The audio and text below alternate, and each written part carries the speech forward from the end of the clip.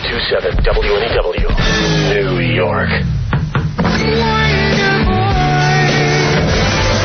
Broadcasting live from beautiful Midtown Manhattan. We're on a clear night. You can almost see New York diners offering the breakfast special of bacon and eggs fried on the sidewalk.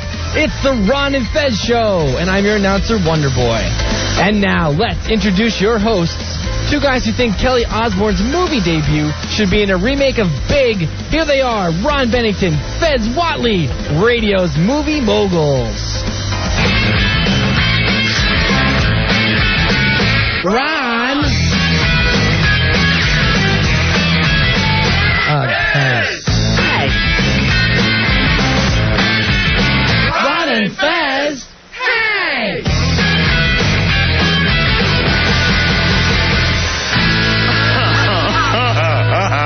Here's the cowbell. Everybody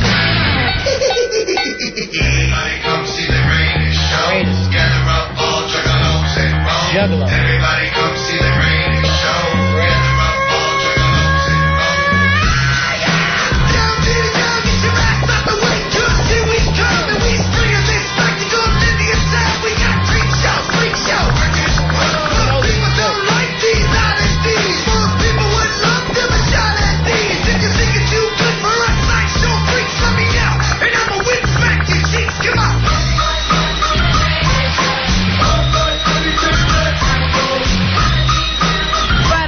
Buddies. Good evening, buddies. Ron and Fez Show. It's a live show. And we can prove it. The date, Fez? August 1st, Ronnie. First day of August 2002. The time? The time is 7:05. So how could we do that if this was not a live show? It would have to be perfectly timed. And we don't have a staff that can pull that off. There's no way they can play a tape back directly at that moment. Please stop playing our tapes during the afternoon. Thank you. Please stop. We're running desperately low on material. We're just going to have to start bringing in some of our tapes from home. Or, just old music. Old 8-tracks. Or, Fezzy, we go back to the mattresses and we twofer the son of a bitch. No. I'm ready to do it again. It's too hot. I miss it. It's too hot to do it. We'd be in the air conditioner. It's more than Billy and Rory have. All right, Ron and Fez Show. Sweaty twins. Live. And Fez already has some exciting news to kick off the show. This is great, Ronnie. You know how I love Broadway. Sure.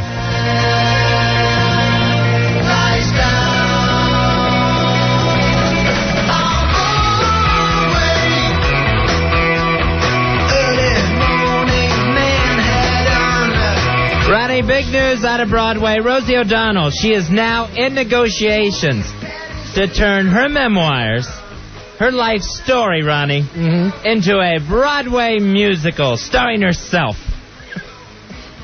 That woman does not suffer from lack of ego. No, she doesn't. The cow lays down on Broadway. Oh, stop it. Stop it. Yeah, she's a big girl, big talent. So All this right, is Rosie, very exciting. Rosie doing her life story, playing herself. Only I think Muhammad Ali ever pulled that off before, doing The Greatest. Rosie, of course, she was in Grease on Broadway. She did an appearance in Cat in the Hat. She's actually going to play a one-night-only Fanny Bryce in Funny Girl. That's coming up. Chubby girl. That should be good. Chubby Girl. I heard that. That should be good, her playing Fanny Bryce. I mean, it makes sense to play somebody else, but to play yourself. Yeah, and then her next step where she'll go from Fanny Bryce to Fatty Bryce. Stop it.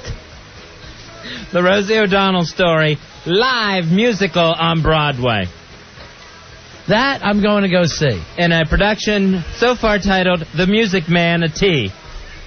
The Music Manatee. She's so big! It will be a big, big show. Oh, definitely. Could be Annie Get Your Hoagie. Like we'd have to tell her. Starring Rosie O'Donnell. It'll have the biggest cast on Broadway, and it's a one-woman show. Ouch! That's a big girl. That's mean. That's huge. That's mean. I think she wants to call it Rent. Some bigger pants. I think it'll be a fine show because she's a terrific singer. Mm-hmm. Everybody knows that. She's a God. fabulous singer and, of course, a bigger-than-life act. So I have to get John McDLT and the McDLTs or whatever they are. I'm sure he saw that in the paper and screamed, I'll be musical director. I'll choreograph, I'll do everything, I'll do the original songs for this big production of Oklahoma. Starring Rosie O'Donnell. Oklahoma. She just comes jumping in. Here's Oscar. Oscar! You're on Ron and Fez. How you doing, buddy? Oscar. What's up, boys? 1797 here. All right, bro. Hoo-ah! Thanks, Bob. Yeah. What do you call it? Also, they're going to call it the chorus line of one, because she can take up the whole stage by herself. A chorus line of one. Here she comes out kicking. It's me, everybody, Rosie! God. With her life story, it's the Boris line. Stop it.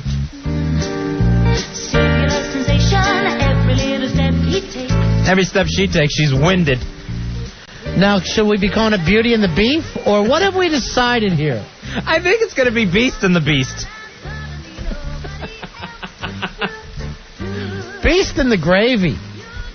877-692-1027. If they focus on her talk show career, sure, they could just call it Phantom of the Oprah. Greg, you're on Ron and Fez. Greg? You there, Greg? Yes, I am. Yeah, go ahead, buddy. Hey, let's take a place she's already been in and call it Grease. Yum. Take care, guys. That's it. They could actually call it thigh grease. Here's Larry. Larry, you're on Ron and Fez. Larry. Yeah, we call her new show Fats instead of Cats. As she does the big hit number, Midnight Snack. Midnight, I'm all alone in the kitchen. Midnight and my stomach is grumbling. She's just coming out of bed. Real slow towards that big frigid air. The fridge is actually running from her on stage. Here's, not gonna let you eat me, not gonna let you eat. No, that was gonna be Paula Poundstone singing that song.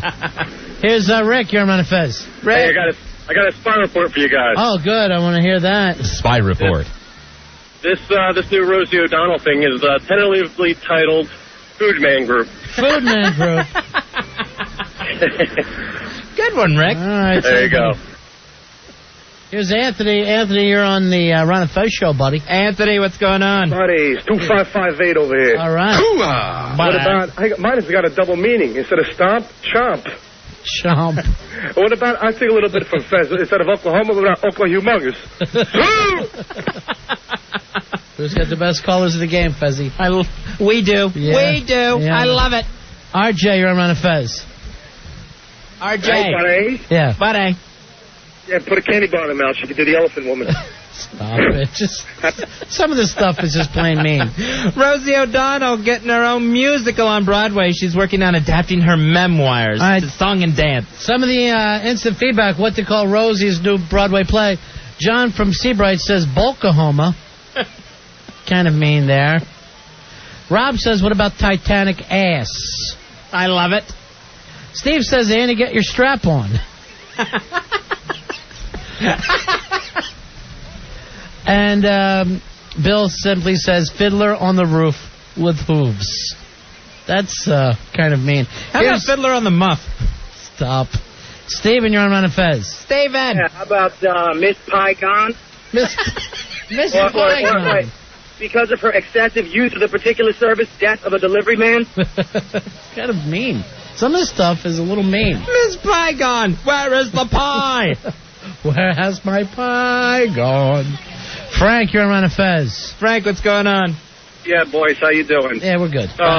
She can play Meatloaf in the Rocky Road Ice Cream Picture Show. The Rocky Road Ice Cream Picture Show. All right, thank you very much. It's astounding how much you can eat. Time is fleeting. Sheepy wrote in, Fezzy, on the instant feedback. The play should be called The Producers Can't Afford the Food Bill.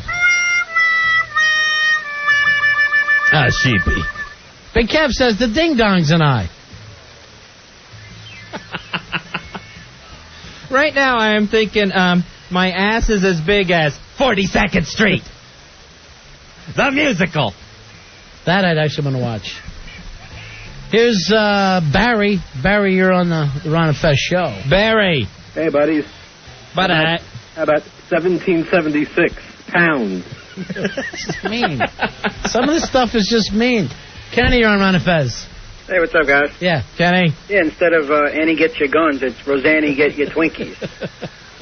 Oh, she will. She'll get those Twinkies. Roseanne, get your Twinkies.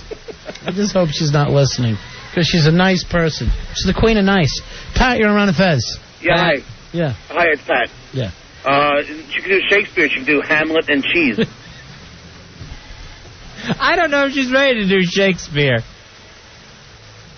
Here's Rob. Should do Broccoli Spears. Rob, you're on Ron and Fez. Britney Spears. Hey, Rob.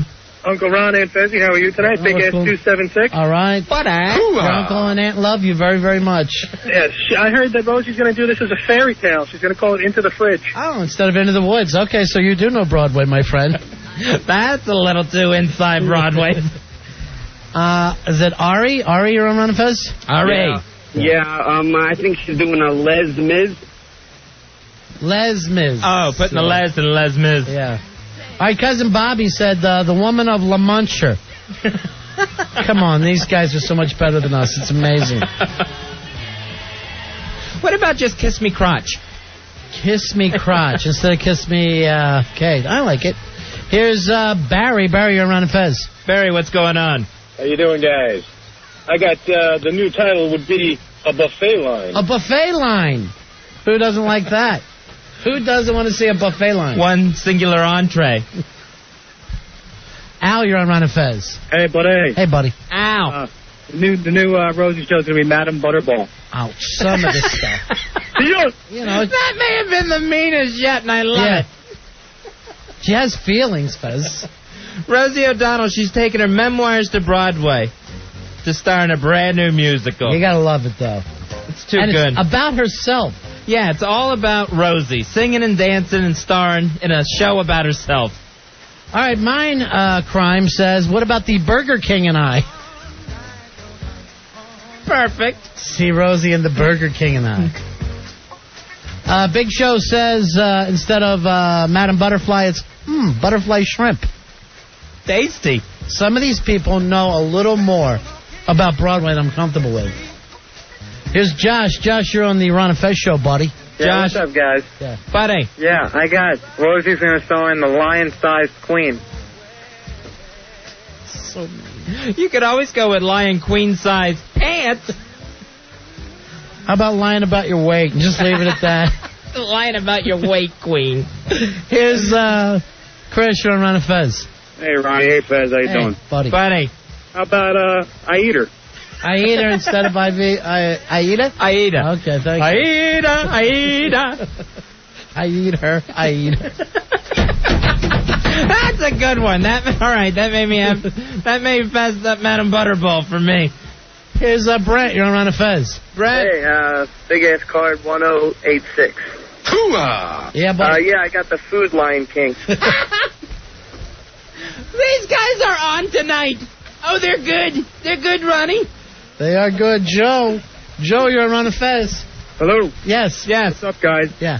Tennessee Williams. Fat on a hot tin roof. Fat on a hot tin roof. It's just up there like a fat on a hot tin roof. You just hear this big sizzling noise like bacon frying the whole show. It would actually be bacon frying the whole show. The Frying King. We're back to that. The frying. Here's Steve. Nuts and spat out of hell. 9189, guys. All right, buddy. How about the classic Fries and Dolls? Fries and dolls. See you later, bro. With her, she'll just go with the dolls. Dolls and dolls. Hello, dolls. Dolls. Hello, gorgeous. Rock, you're on Ron and Fez. Rock, what's going on?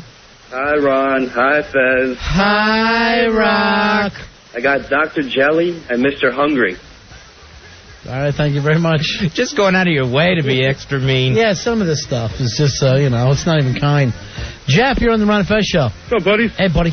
Hey, how about the fat astics? the longest running play off Broadway. And the fattest. All right, The see ya. heaviest running show on Broadway. The Fatastics. Brian, you're on Ron and Fez. Brian, Hi. what can we do for you, Brian? How about Rosie starring in Aida? Ton. I eat a ton. All right, thank you very much. Appreciate it. 877-692-1027. All right, what about the pounds of music? My thighs are alive with the pounds of music. Sounds good. I hope she considers one of these. How about proof that you're even a woman? Come on. I know there's a set of balls there. Rosie O'Donnell stars in The Full Panty. Oh, God. Don't take it off. They're screaming the whole time. Here's Sean. You're on Ron and Fez, buddy. Sean. Buddy, 15692. All right, my buddy. Rosie O'Donnell starring in Hamelot. Ham-a-lot. Have Ham-a-lot? I eat ham-a-lot. And Ham-a-lot. Here's Tom. You're on Ron and Fez. Tom. Yeah, that same idea. How about just Cram-a-lot? Cram a lot of ham-a-lot.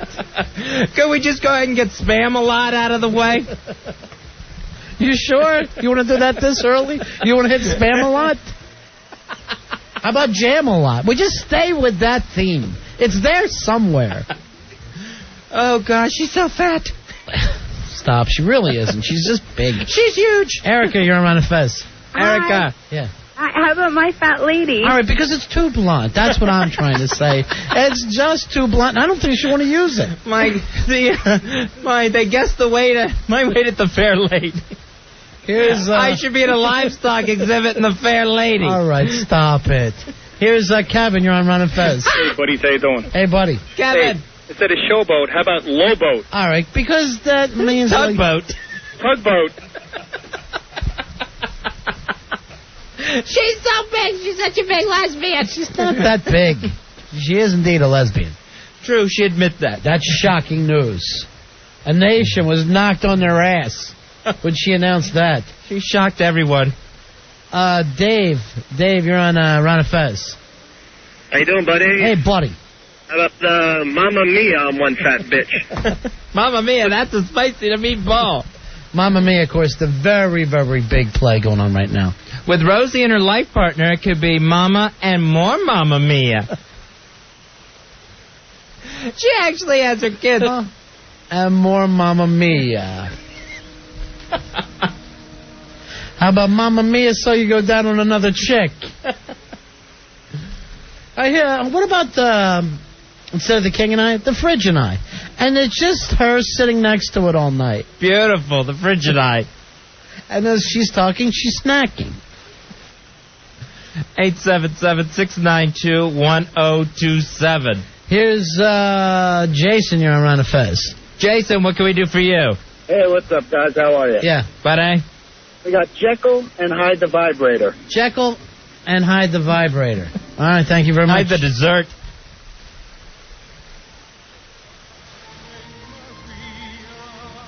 Here's Nick. You're on Ron and Fez. Nick, what can we do for you? Hey, Ron. Hey, Fez. Hey, Nick. How about Chicago-style pizza? You're in for a deep dish kind of night. Have a good night, boys. Starring Rosie O'Donnell. Now, this song is from Breast Side Story, I think. Is that right? Yes.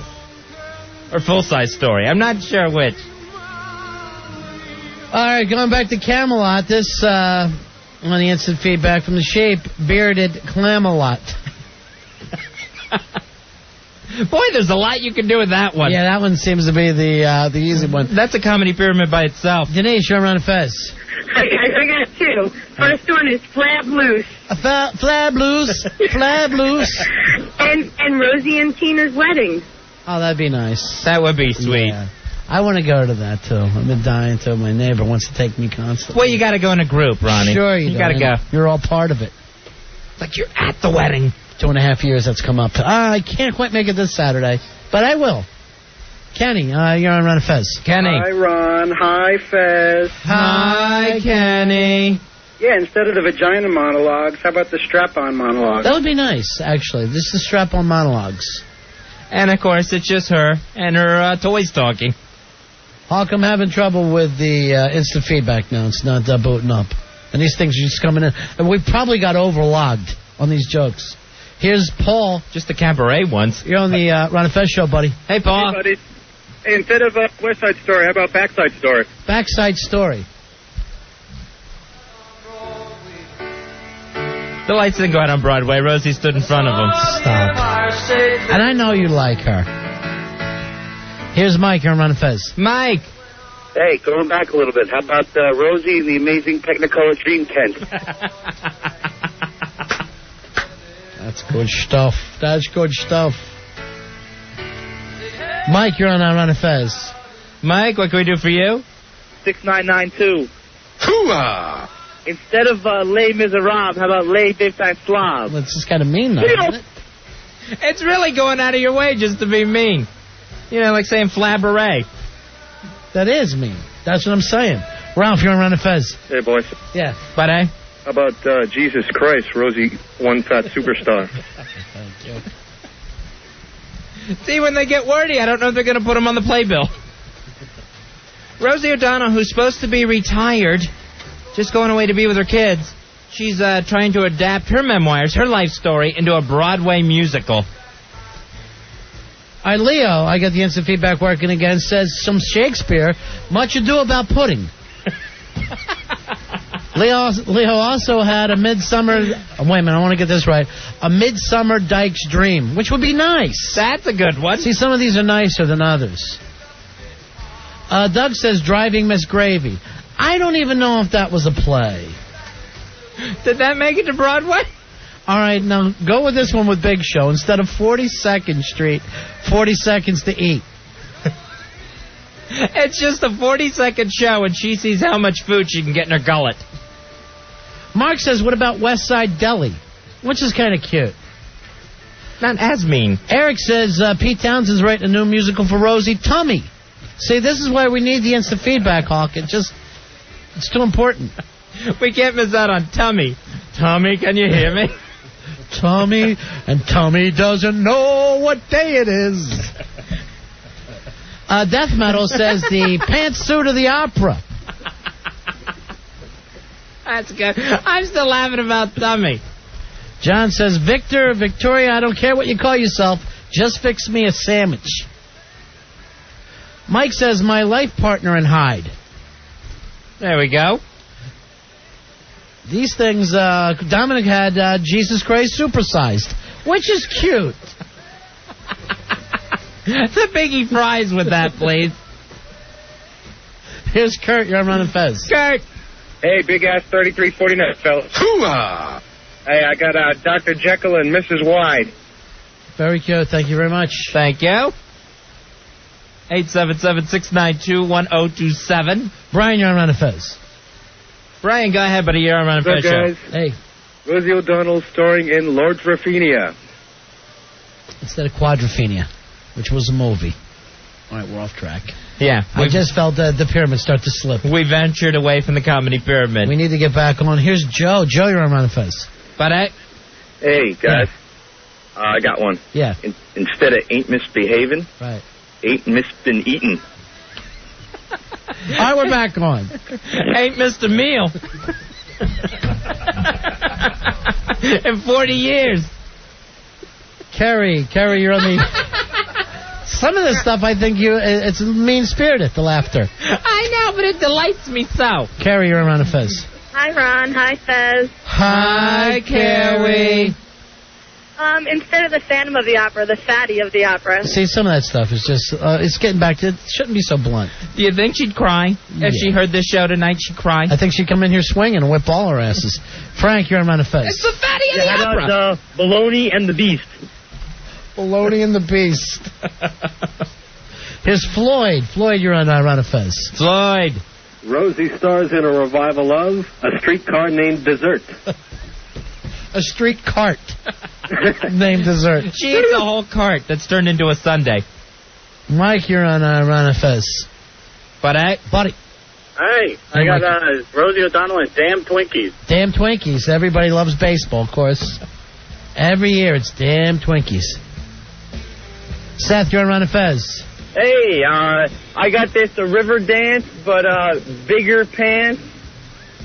Rosie Starr's in bigger pants. Look at her dance, everyone. There's no way she's doing a river dance in bigger pants. Here's Jerry. You're on Ron and Fez. Jerry. What's up, boys? Hey, buddy. Instead of all that jazz, I got all that ass. All that ass. Appreciate it, Jerry. All right. Rosie O'Donnell, heading to Broadway once again, this time doing her life story as a musical. She'll star in it. All right, you know the Angry Inch, right, Fez? Oh, yeah, Hedwig. Hedwig and the Angry Inch.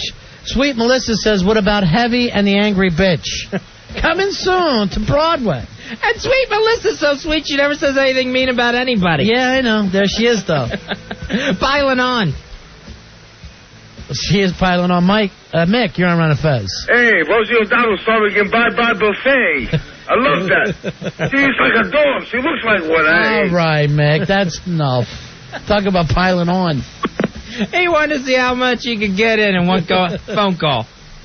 We really don't have the longest calls in radio, do we? No. They're short, they're quick, and the funny is all. They're the best. Mike, you're on Ron and Fez. How you doing, buddy? Buddy? Yeah, go ahead, pal. About Gigantic instead of Titanic. All right, thank you very much. Here's Chris. Chris, you're on Ron and Fez. Chris. Hey, guys, how you doing? Yeah. Good. We got the pizza man only has to ring once. And then run if he knows what's good for him. All right, good. Thanks. Ivan, you're on Ron and Fez. Ivan, what can we do for you?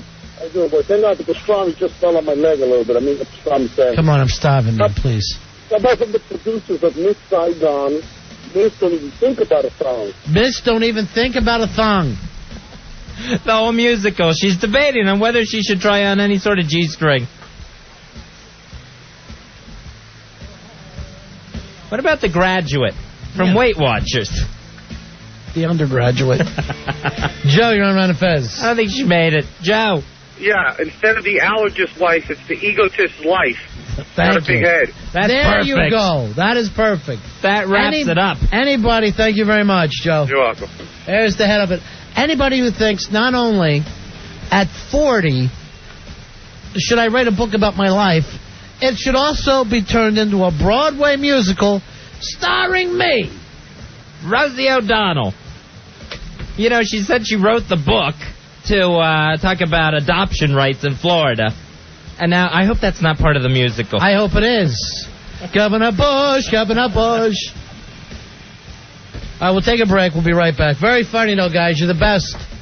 It's the Ron and Fez Show. 1027 WNEW, New York. Ron and Fez. Frequency 1027 WNEW. On a Thursday, we're Ron and Fez. 877-692-1027. It's a Big Brother night tonight, Fezzy.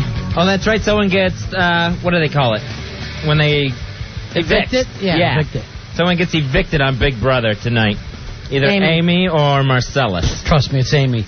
She's so gone. Marcellus is worried because the decoy always ends up getting evicted. If anything ever happens to you, it'll be the Ron and Marcellus show. Marcellus is a lot like Brian Fellows on Saturday Night Live. He was talking about the bed that everyone sleeps in. That's the same bed that people keep getting evicted once they sleep in it. That bed's crazy. I'm Brian Fellows. These reality shows, these people are hot for 5 minutes, and then that's it. And there was even stories about, remember the first Big Brother, Chicken Man? Oh, yeah, George? He is in L.A. trying to get work. Oh, brother. He quit his job. His wife supports the family. Still dyeing his hair. Now, he finished like 5th or 6th that time, right? Right. He claims, this was in like one of the magazines, People or something, he only made $4,000. Like $4,300 the whole time he was on Big Brother. He went that far and only got $4,300 out of it. Yeah, I thought, I know a Survivor, you do a little better than that. I think his situation is Brittany was the mean one, starting a campaign, get rid of George. He was terrible. I wanted him out the first week. Chicken George. Even though he'll never make any money and never make it in show business, he'll always have my hate. But that's nice. And a big crier, too. Yeah. Constantly sobbing on the Big Brother show. That's Marcellus this year. That man's crazy. I'm Brian Fellows. Why's my picture up there with the other people who have been evicted? That's crazy. I'm Brian Fellows. Ronnie, you know what a comic book fan I am? No. Yes, you know me. Yes, I know you are. Well, now we have a little bit insight on one of our comic book superheroes. Okay, good. This is interesting. You know The Thing, Benjamin J. Grimm. The Thing is the big rock? Yeah, part of the Fantastic Four. How did he get made into a rock? I think that was the cosmic radiation. When the Fantastic Four went into space, they got pelted with cosmic rays, and they all mutated in a different way.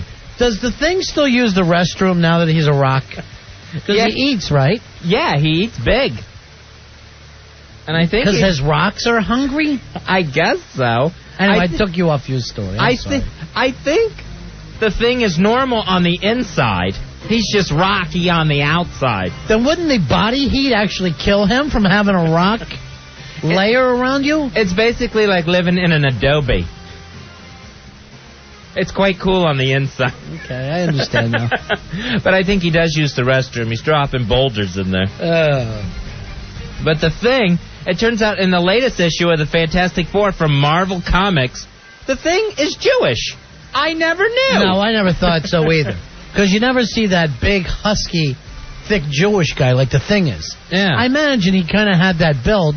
He's not a tall, thin rock guy. No, he was a big guy before he was mutated. So, yeah, he was already big. Only Body by Jake seems like he's a big Jewish guy to me. So he was born Benjamin Jacob Grimm on the Lower East Side. Now, why bring that up? Why do he suddenly is Jewish? Is it going to be some kind of anti-Arab thing, the Fantastic Four? Are going to be somehow stopping the suicide bombers? I have no idea. That would be great. Why this would come up. But in the issue, when he reveals this, the arch villain, I don't even know what villain it is, responds with, "Funny, you don't look Jewish." It's funny. Now, do they ever bring up what belief system any of the people have? I think this is the first religion we're probably finding out on a superhero. Well, when you think about it, Thor. Well, yeah, Thor. He was always praying to the gods, right? Right, he had all those Norse gods.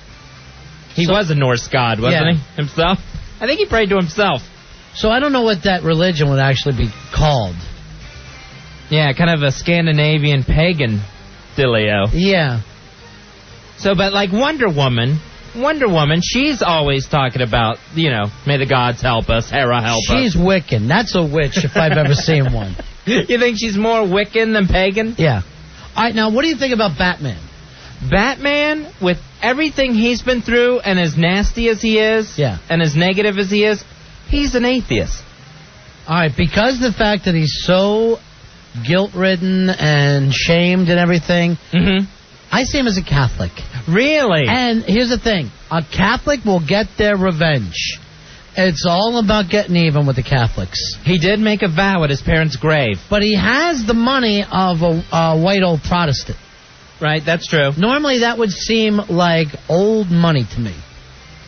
But the attitude is so Catholic. He's, even his stuff. He dresses like the Pope. He drives around in kind of a Pope-mobile. He's got a big hat. Everything's all rituals with him like it is the Catholics. Interesting. I think he's got no belief system whatsoever, but you bring up some really good Catholic points. I don't know. He catches me as a Catholic. Let's go with the Hawk on this. Hawk, you're wise. You know these things, right? What do you say? Hawk fact. And the Hawk, that is almost like a bat signal. Let's put up the Hawk signal. What do you got here, Hawk? Yeah, I'm thinking he's a Catholic for sure, because you figure he grew up in Gotham, and that's like an urban setting. Good point. I didn't think of that. He is a city boy, isn't he? Oh, yeah. Hey, Rory, could you check that email? Maybe you should call the police, just to make sure. Yeah. I don't know whether it's fake or what. But just forward that to somebody. Yeah. To the authorities. Okay. I mean, actually call the authorities is what I meant to say. don't just forward things. All right. And also, Rory, because you were in a meeting, Batman Catholic or atheist? I'm going to have to say Catholic. I'll say this, too. A lot of Catholics spend sometimes being atheists, and then they pop back. Oh, I see. They find their way back to the church. Right. They always will. Well, sure, as soon as they get hit by a car or they get some kind of disease, then suddenly, yes, I'm Catholic. 877-692-1027. Andrew, you're on Ron and Fez. Andrew, what's going on? Hey, buddies. Yeah. Hey, Batman definitely is Catholic, and I'm pretty sure he's a priest because he always had a young boy by his side. All right, good point there. Yeah. Hey, did you hear that the Hawk is making a comeback? The Hawk? Yeah. The character, the Hawk? Yeah, it's a character. Yeah, he's going to be on that Adult Swim they have on, was it Cartoon Network? All right. Hawk fact. All right, we'll look into that. I don't know who the Hawk is. The Hawk, I think he means is Hawkman. Oh, okay. Yeah. Well, I'm in. Hawk Girl's on Justice League. They never talk about her husband. I hope Big Kev wants to talk about Batman's religion with us. Okay. Of course, Big Kev knows the comics. How you doing, Kev? Hey guys, what's up? Big Kev, comic expert. I think it's actually Birdman on the Cartoon Network. Ah. Not Hawkman. He means Harvey Birdman? Yes, I think yeah, so. That's a great show. I'm firmly believe that Batman is Protestant. Protestant based on what? The bringing up in the rich, not actually in Gotham, but outside of Gotham. Yeah, that's a good point. That's kind of like where he lived. It kind of looks like the main line of Philadelphia. It's on the outside. It's old money. Old money. Yeah. I definitely would think Protestant there. Although the Kennedys, that's old money. Yeah, that's true. That's true. They got a nice estate. I don't know. There's something more rigid about him than Catholicism, which is why I would go with Protestant. Well, if you really stick with the Catholic thing, it can be rigid, but, we've bent it all out of control. It's true. All right, thanks, Big Kev. Take care, guys. All right. Just revealed in Marvel Comics that the Thing from the Fantastic Four, he's Jewish. Right. In the latest Fantastic Four episode. But, we're talking about some of these guys. I just don't like to call people an atheist unless I know for sure. I wouldn't want to disparage Batman. Punisher, on the other hand, that's an atheist. Oh, God. That guy has nothing. Nothing going on. There is no belief system. Here's James. James, you're on Ron and Fez. James. Hey, guys. Yeah. Hey, doesn't Lex Luthor worship the same God as Fezzi, Martin Luther? Yeah, because Lex Luthor must be a Lutheran, right? I am a Lutheran, but Lex Luthor is not part of the church, and we don't worship that criminal mastermind.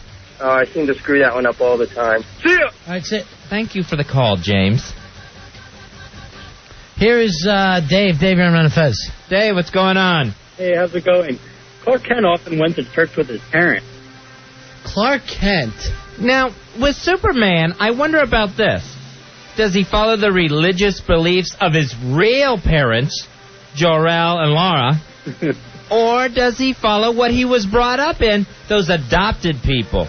That the is Kents. Confusing because I bet he was one of those people like, yeah, he thinks he's a Methodist, but then later he's an American Indian. You know what I mean? Right. As soon as he really finds out about his heritage. As soon as he finds out what he really is, he's going to go looking for his roots. I'm sure he's praying to Ra, the sun god of Krypton. And really he should. I mean, that's where he's from. That's, biological didn't bother. Sure.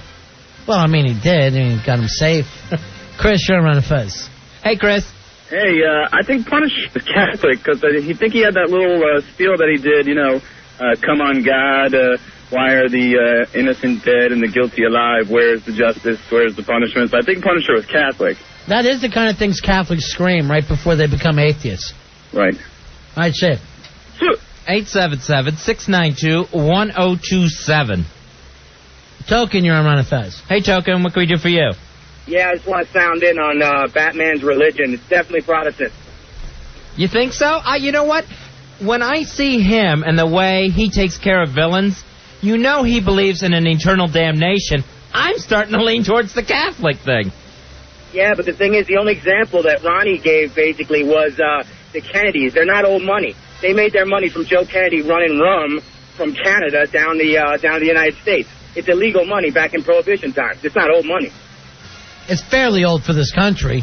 Well, yeah, Anytime you can get it, 100 years. But, I mean, Joe Kennedy, I know Joe Kennedy was involved in that, but he didn't start out poor, did he? Yeah, I think he did, actually. Yeah, but he might have. Did he? Yeah. Yeah, I think so. Oh, I'm thinking old money, like private school, mansion outside the city. Yeah, that's true. Mayflower money. Private, Yeah, that comes off that way.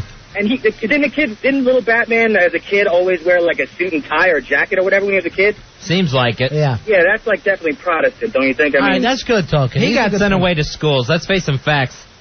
And Yeah, the eye for an eye stuff is way more Protestant. You know? That's actually, kind of... Old Testament. Yeah, real gnashing of the teeth. Almost Baptist type stuff. Right. Real born-again type stuff. Here's Duke. Duke, you're on Ron and Fez. Duke. Hey, cartoons come alive a little bit on this one, but Greatest American Hero? Yeah. You do. Greatest American Hero, Jewish. Bill Cat. I'm not going to fight that one way or the other. If it was Bill Katz. Sean, you're on Ron and Fez. Sean, what can we do for you? Hey guys, Batman, let's see, he's antisocial, he wears funny clothes, and he doesn't drink caffeine. He must be Mormon, I think. He's not, Gotham is not Salt Lake City, though. Yeah, there would have to be a Utah superhero to go ahead and say, yeah, definitely Mormon. Here's Chris. Chris, you're on Ron and Fez. Chris, what's going on? Ron and Fez. Hey, buddy. Hey, I want to explain why I think Superman and Batman are Jewish. Why is that? See if you can notice a pattern here. Rothman, Silverman, Superman, Batman. It's not getting silly here. You know him. He's Clark K. Superman. Jake, you're on Ron and Fez. Jake. Yeah, hey, how's it going, guys? Good. Ghost Rider, that was a Marvel comic with Johnny Blaze, the Flaming Skull, and it had a lot of satanic overtones. He had made a pact with the devil. All right, devil worshiper. I'm willing to give Ghost Rider that one. That makes perfect sense. All right, Matty Fridays has a good one here, Fezzy. All right, when Bruce Wayne goes to visit his parents' grave, right? Right. Giant cross. Protestants never use that giant cross, he says. Protestants don't use a giant cross? Just come by what he's saying. Huh. I thought they didn't like the cross as much as the Catholics does. The Protestants, they won't use a crucifix. All right, good point. Where Jesus is still on the cross. They like the fact of the empty cross. All right, good one. That might actually be more Protestant then. Yeah. The fact that it's an empty cross on that grave, on the top of that tombstone. Are they buried on his property? I always had the feeling of that. Yeah. Kind of like Elvis has his parents out there. Yeah. And that's another thing that either rich people or farmers do. Yeah. Actually, they get away with your it. Parents in the backyard. They're always out there. It's weird. 877-692-1027. Dean, you're on Ron and Fez. Dean, go ahead, buddy. Yeah, didn't Superman's parents keep going to those revivalist meetings when they came through whatever that Midwest town was they were living in? Smallville? That's how he met the preacher. So you're talking about Ma and Pa Kent, not his Krypton parents. Yeah, but he was raised by Ma and Pa Kent. Right. So he didn't have any of the Kryptonian beliefs. He wasn't even know what they were. Well, yeah, but he later found out everything about Krypton. And it's one thing for Clark Kent to act like he's Methodist or whatever, but Superman, that's a whole different dealio. Yeah, maybe he actually has a religious secret identity, too, where he acts like a Methodist around his friends when he's Clark. See, I got a problem with that. That's going too far, Fizz. Well, that's effing with someone's religion. You're making a joke out of it. Right, you're making a joke out of it, and it's like spying. It's like me going to Fez's church because I like Luther Vandross music. It's just wrong. We don't play Luther Vandross music at my church. Really? Yes. We're Lutherans, not Luther Vandrossians. Hugo, you're on Ron and Fez. Hugo, what's going on? Dude, Bruce had to be Catholic. He hung out with Irish cops. He did, but they didn't always like him. Right, that's true. A lot of the cops wanted to shut him down. It was only Commissioner Gordon. That was his only link to the police department. Here's Tony. Tony on Ron and Fez. Hey, Tony. Hey, Superman was Jewish. How do you figure? Well, Clark Kent, he worked for the media, and the big money he spent for his disguise was a pair of non-prescription glasses. Thank you for the call. We're trying to have a serious discussion. Let us. Al. Al, go ahead, buddy. Hey, how you doing? Big card holder, 4578. Hooah! And Batman, definitely an atheist.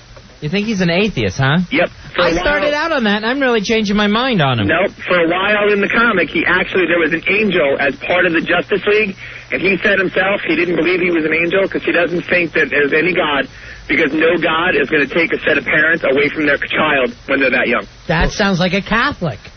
He might have been born Catholic, not anymore. He's an atheist. That's just exactly the kind of thing a Catholic will say. The why. Now, I would be pretty sure that the Green Arrow is Catholic. Why? He just seems... There's a lot of things with him. He's definitely revenge-driven. There's a lot of things that he just says in his dialogue that it would be Catholic. And he's one of the most liberal superheroes there are. Mm. You know, you could see him doing, marching with the Kennedys. And the green thing. Yeah, true. Green Party, actually. Sure. Here's Missy. He's an environmentalist. Missy, you're on Ron and Fez. Missy. Yeah, hi. I just wanted to say, obviously Batman has to be a Protestant, because if he was Catholic, he'd have like 9 brothers and sisters. Yeah, but maybe he was going to be the oldest in a big family, and they killed his parents so young. Well, yeah, they died when he was like 5 or 6, so they would have had 2 or 3 kids by then. All right, good point. It does seem like a Protestant now. Trying to debate the religion of different superheroes, in particular Batman, we found out that the Thing, according to the latest issue of the Fantastic Four comic book, he's Jewish. A lot of people are calling in, Fezzy, that Batman's parents are not buried on the Wayne estate. It's a Gotham cemetery, and apparently he met a girl there once. Really? That's creepy. All right, way to go, Bats. Or Bruce Wayne. I didn't mean to give that out. Sean, you're on... So weird. So weird. Sean, you're on Ron and Fez. Hi, Sean. You didn't put nothing into that. I don't like that. Anyway, I think Superman was a Muslim. His real name was Khalil, right? It's Kal-El. Khalil. Jimmy, you're on the Ron and Fez show, buddy. Boris. Hey, buddy. Buddy. Well, that guy called about the greatest American hero before. I think he's Unitarian. But the Hulk, I got as a Catholic because I figure him hulking out is like a penance for his rage. You know, when you think of that kind of rage, you do think Catholic. Just somebody freaking out and knocking everything down. Not holding it in like a Protestant. Just the beating of the breast, actually. Yeah. On your knees in a rage. Yeah. Screaming up to the sky. All right, I'll give David Banner Catholic. I'm willing to do that.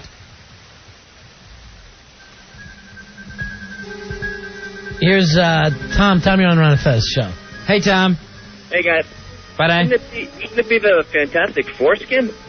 No? No, we're not doing a comedy pyramid, but thank you. This is more of just a roundtable discussion. Sure. Roundtable discussion. John, you're on Ron and Fez. Gentlemen, Batman was Episcopalian. How do we know? Because it's a form of Protestantism that's almost exactly like Catholicism. So you got the best of both worlds. Episcopalian, I think, is as close as you can be to the Catholic with the rituals and everything. It's Catholic light. Without being Catholic. Yeah, it's Catholic light. They even have bishops and stuff. All right, thanks a lot. And priests. Brian, you're on the Ron and Fez show. Brian, what can we do for you? Superman had to be Catholic. Why's that? Well, if you ever remember in one of the comics, I can't remember which, they had an evil Superman, and there's no evil really in too much in the Jewish. And what are Catholics constantly going to the church for? Confess their sins. I'm pretty sure that every other religion has an evil thing. You could be evil, right? Now, if let's say Superman was Methodist, what would Bizarro be? He would have to be the exact opposite of Methodist. To me, the exact opposite of every religion is Lutheran. No, it's not. Bizarro is not Lutheran. To me, that is. That's bizarro. Is it even a real religion? Yes, it's a real religion. There's churches everywhere. Churches are just houses. Churches, houses of God. I just picture a sign outside of a barn that's hand-painted Lutheran with a picture and misspelt. And then, the R's backwards. And then just some kind of bad picture of Luther Vandross. There is no picture of Luther Vandross on our church. Get rid of the Luther Vandross music, Hawk. Fez feels like it's Sunday. I do not. We've never had this sung in our church. You can switch out of that and get into a real religion. I'm fine where I am, thank you. Why don't you become Marvin Gaye? I am not going to be Marvin Gaye. Then you can actually tell people you're gay without judgment. Marvin Gaye? Talk enough. Yeah, this is awful. There you go. I could never worship that guy. Neither do I. 877-692-1027. Andrew, you're on Ron and Fez. Hi, Ron. Hi, Fez. Hi, Andrew. David Banner, Jewish. Have you ever seen a guy named David who was Jewish? David Eisenhower. Was not Jewish. Thank you. He's thinking David Lee Roth. Dave, you're on Ron and Fez. Dave. Yeah. Go ahead, buddy. How about Daredevil, Matt Murdock? Irish Catholic. Murdoch? Yep. Yeah, I like it. I'm Matt Murdock. Definitely Irish Catholic, big city boy, went blind. That was always the saddest thing, huh? A blind superhero. Yeah. Poor guy. Is Ben Affleck still doing that role? Is that going to still happen? Yeah. Ben Affleck as Daredevil. And Michael Clark Duncan as the Kingpin. Is Gwyneth in this anywhere? I don't think so. I don't think Gwyneth is going to be in this one. You see the picture of her in the post today trying to walk down, and I guess the photographers were around her? No. And she had spilled coffee on her teeth. Oh, nice, Gwyneth. Because you know that they're in their faces when they're trying to walk down the street. Ever since she won her Oscar, though, she's getting a little piggish. In what way? I mean, sloppy. She really, she won the Oscar, then look what she was a mess at the next year's ceremonies. She's really not cleaning up anymore. Yeah. I don't know what her problem is. I don't like grunge Gwyneth. I don't like it one bit. It's not really grunge anymore. She might be alt-rock, Gwenny. She still looks good to me, though. She's just acting like a slob anymore. Even with coffee on her teeth, the first thing I thought is I'd suck that off there. There's John. You're on Ron and Fez. That's something I'd expect out of Billy. Hey, John. Hey, boys. Hey, buddy. 7724. Hoo-hoo-ah! Nice. Gwyneth Paltrow, I'd like to stick it in her. Yeah. Because in Shallow Right? House, she looked pretty good. Anyway. She looked even good in the fat suit. Oh, yeah. Superman's a Puritan. You know, I could see Superman being Amish with those Kents raising him.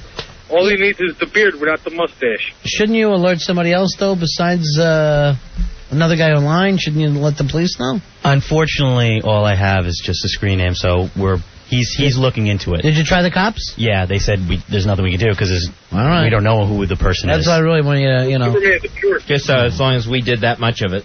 Yeah, we did. What was he saying about Superman being a Puritan? Says Superman's a Puritan. He always does the right thing. That's a Catholic. He's farm folk. He may be Amish. Did he sell produce on the weekends? Here's Joe. You're on Ron and Fez. They do other things besides that. Hey, Joe. Hey, buddies. How you doing? Go ahead, pal.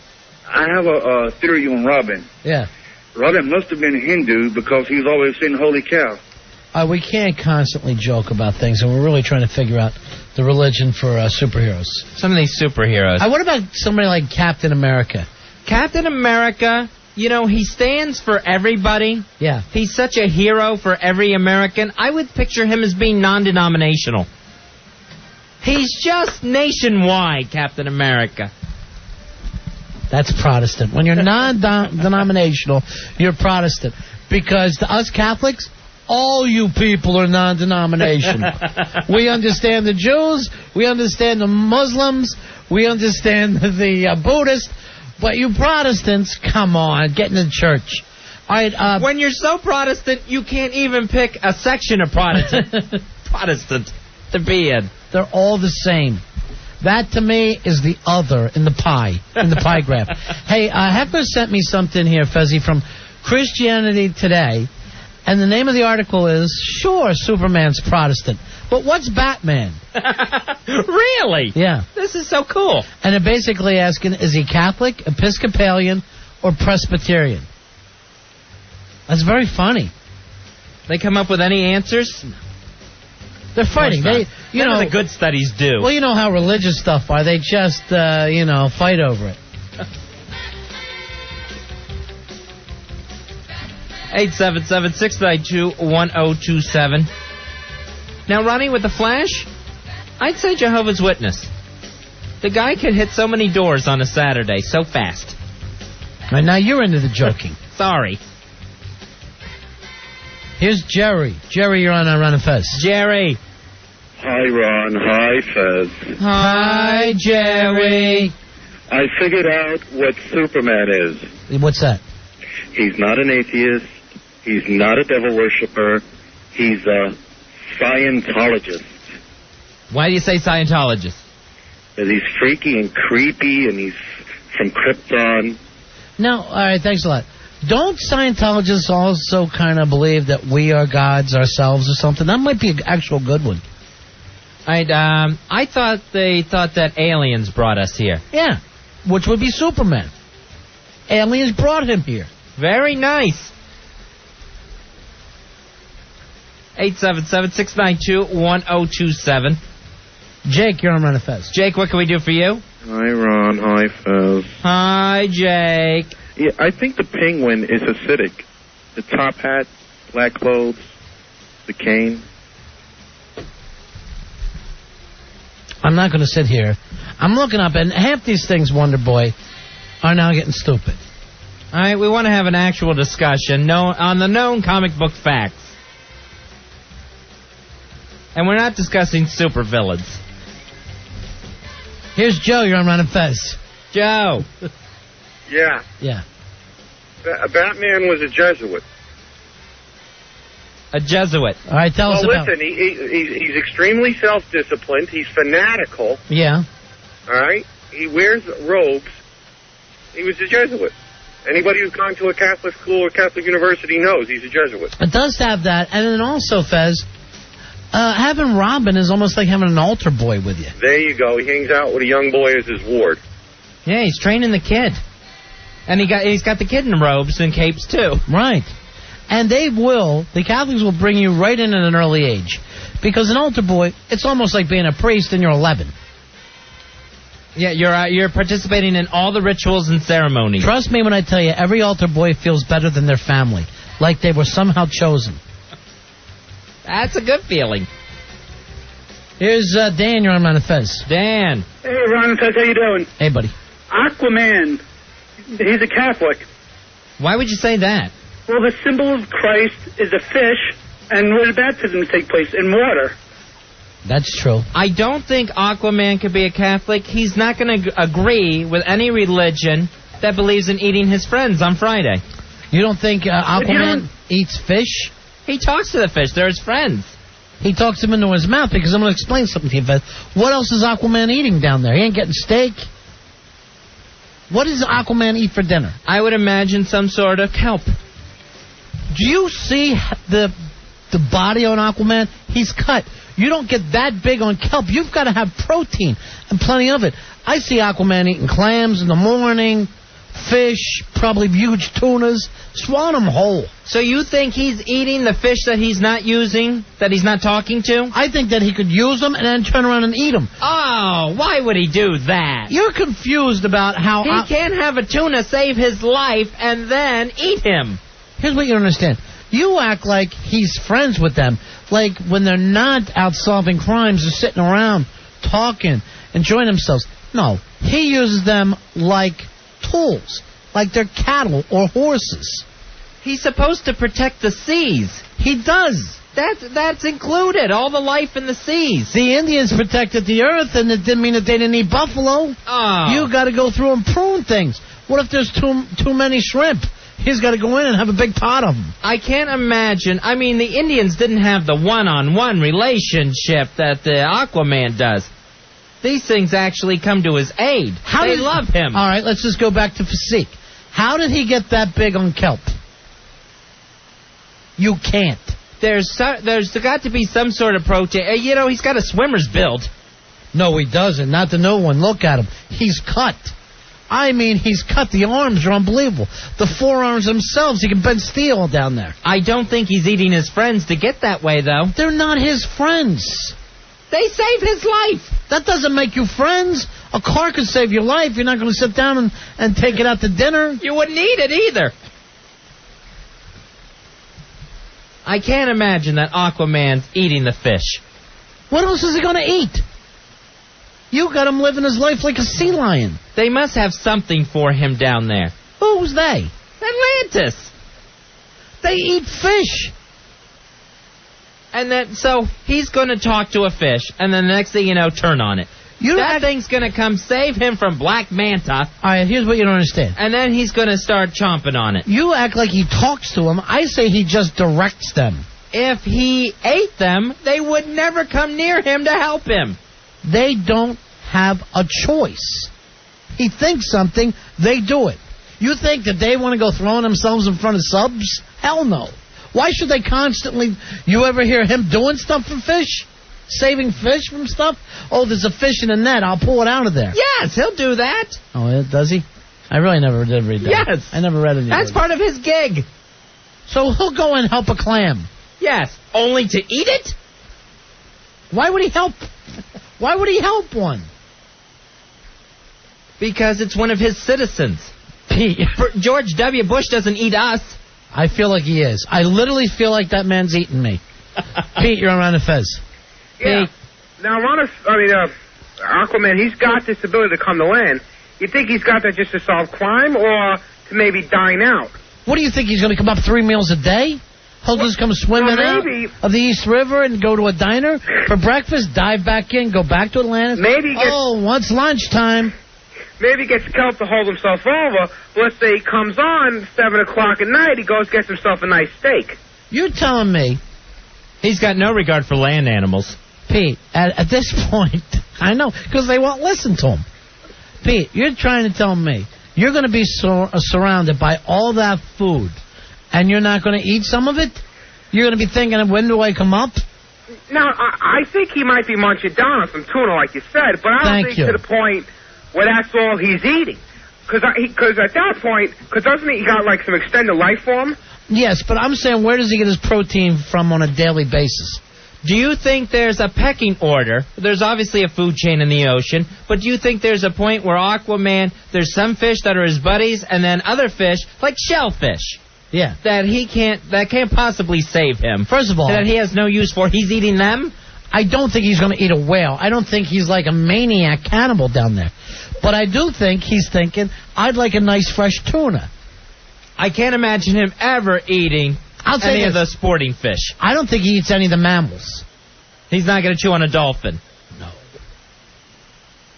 But will he sit there and enjoy shrimp, tuna, any kind of game fish, halibut? Yes. He's eating that stuff by the bushel load, my friend. I can't imagine. Mike, you're on Run of Fez. Yeah, what's going on? Yeah. I was just wondering, why would Batman be anything but an atheist? Because, like you said, they killed his Mike, parents. do you hear what we're talking about now? We're discussing Aquaman. Oh, okay. I got something for Aquaman, too. All right. Aquaman would eat fish the same as we would eat, like, cows and stuff. Farmers have ox pulling their plows and stuff. We eat cattle. Fez sees that as somehow forming a friendship. I see Aquaman on being on a different level with the animals of the sea. The sea creatures. They're like pretty much mindless. Food to him. Ronnie was right before. Thank you. They tell him what they do. He tells them what to do, and they do it. That they are mindless. Exactly. They're mindless, just like we eat cows. You see what I'm saying? And happily. But if Aquaman's going through the sea as a predator, there's no fish that's going to come near him. They're going to run from him like he's a shark. Do you think a fish has a memory? You go to a school fish and say, come here. He directs them directly into his mouth. He unhinges his jaw, and he's eating schools of fish. Oh. I can't imagine. I bet the bastard's eaten at least one seahorse in his life. If that's true, he rides a seahorse. Yes. That would be like Roy Rogers eating Trigger. Here's Brian. You're on Fez. Brian. Yeah, how's it going? Yeah, you know the new cut Aquaman that Ronnie's talking about? All right, and am I right when I say this? The guy's huge, right? Yeah, he looks like a bodybuilder. Looks like Schwarzenegger. Yeah, he looks great. Yeah, he's got long hair, a long beard. Right. He lost his hand in a vicious piranha attack. That's why he has a spear on a hand. So fish ate Aquaman's hand. Right. I thought that was a villain called Piranhas. No. It was a bunch of fish. He put his hand in some kind of well or something. I don't know. I remember a scene when I was a kid reading a comic book that he had this scared look on his hand, on his face, like his hand was gone. Thank you very much. In the Justice League cartoon, he cut it off himself to save his baby. Idiot. Ty, you're on Ron and Fez. Hey, what's up, guys? Hi, Ty. Hey, I just want to say, Fez, you're wrong. He doesn't talk to the fish. It's like he hypnotizes his fish. They're zombies. He's just using them when he needs to. It's not like he's going around talking to them and stuff. Oh, that's awful. Well, that's I'm not buying it. Fez somehow thinks that after they solve the crimes or stop they're them, hanging out. They all hang out together. They sit down. They're playing cards. He's the Sea King. He's their ruler. They're zombies. He's supposed to protect them. But there's not an election or anything, Fez. He's just... We don't know that. He's the top of the food chain. He's Aquaman. And this is one of the reasons, because this comic has never been thought out, that people don't like him as much. He's really unpopular, and they ditched him. He lost his own comic book. And I'll tell you this. If I found out that all he ate was plankton and kelp, I'd have nothing to do with him. All right, 40-second delay put together a beautiful song about Aquaman, Fez. I protect the sea, but no one cares about me. I'm drowning in self-doubt, 'cause all my friends are trout. I'm not really strong, I'm not really fast, but I can get some dolphins here to kick your ass. Well, it's not easy to be me. I wear orange and green, a fruity color scheme.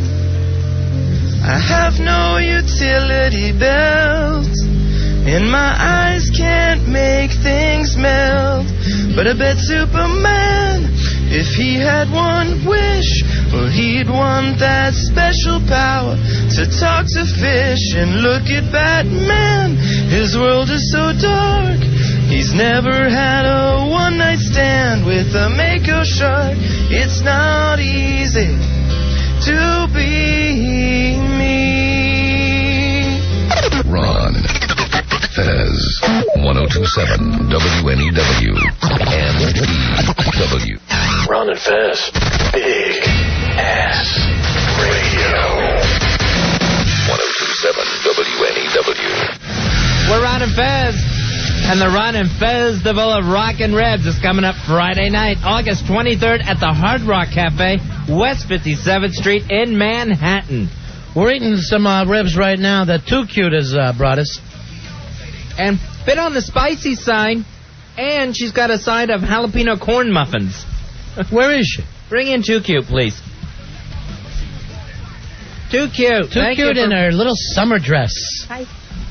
Giving us a little rib preview here to get us in the mood for rockin' ribs on the 23rd. I was just cleaning up outside. You did a good job. Yeah, so, yeah. These ribs are excellent. Matty Fridays was telling me that he could beat you on a rib thing, but I don't know. He's got to be good. What does he do, like the Jack Daniels ribs? Yeah, right. All right. Poor Matty Fridays. There's only one joke directed his way. He can't get by again. No, not whatsoever.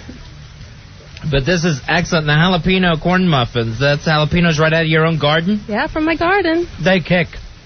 They do. That's spicy. I should never have had a big bite of muffin before I went right on the air. Bite it now, Fez. Let's see how much jalapeno you can take.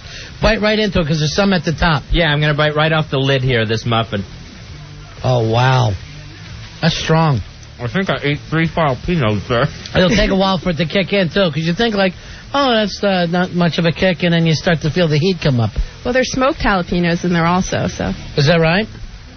Are they worse? Okay. All right, it's kicking. Kicking in? Yeah. Because I took such a big... Look at his eyes water. Look at his eyes bugging now. I took such a big bite of muffin that I couldn't just swallow it right down, so the jalapenos had time to hit the roof of my mouth, my tongue, my lips, everything else. Now my entire mouth is on fire. Why don't you try rubbing your eyes now? Oh, no, don't. No. Not falling for that, too cute. Oh, God, that's hot. Give me a drink. So we're actually going to do a rib eating contest out there. We're going to take 5 bands with us. Rory, how many people have put their music into ronfez.net? We have over 350 bands. No. Yes, we do. I don't think that was supposed to happen. No, we That didn't. completely blows me away. 350 plus? Yes, 350 plus. The total tally has not been completely... All right, if everybody wants to hear these bands, where do they go? ronfez.net? They go to ronfez.net and go to the Battle of the Bands section, which is right on the front page. All right. Now, we have to say that this is a private party where it's invite only, so we will be giving out tickets. A lot of people are asking me about it. Yeah, we'll let you know pretty soon how you can get your ticket, which will be your invite to this private party, Hard Rock Cafe, Friday night, August 23rd. But the one thing that we have to do with the Hard Rock Cafe is not say that everybody can come. They don't want a lot of people on the street.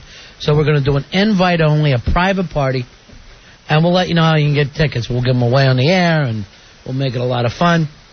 Let's listen to some of the people that are trying out for the Ron Festival of Rockin' Ribs. All right, what's this entry, Roy Hamptons? The first entry we have is a band called The Substance, and the song is called Bleed. I think my mouth is bleeding.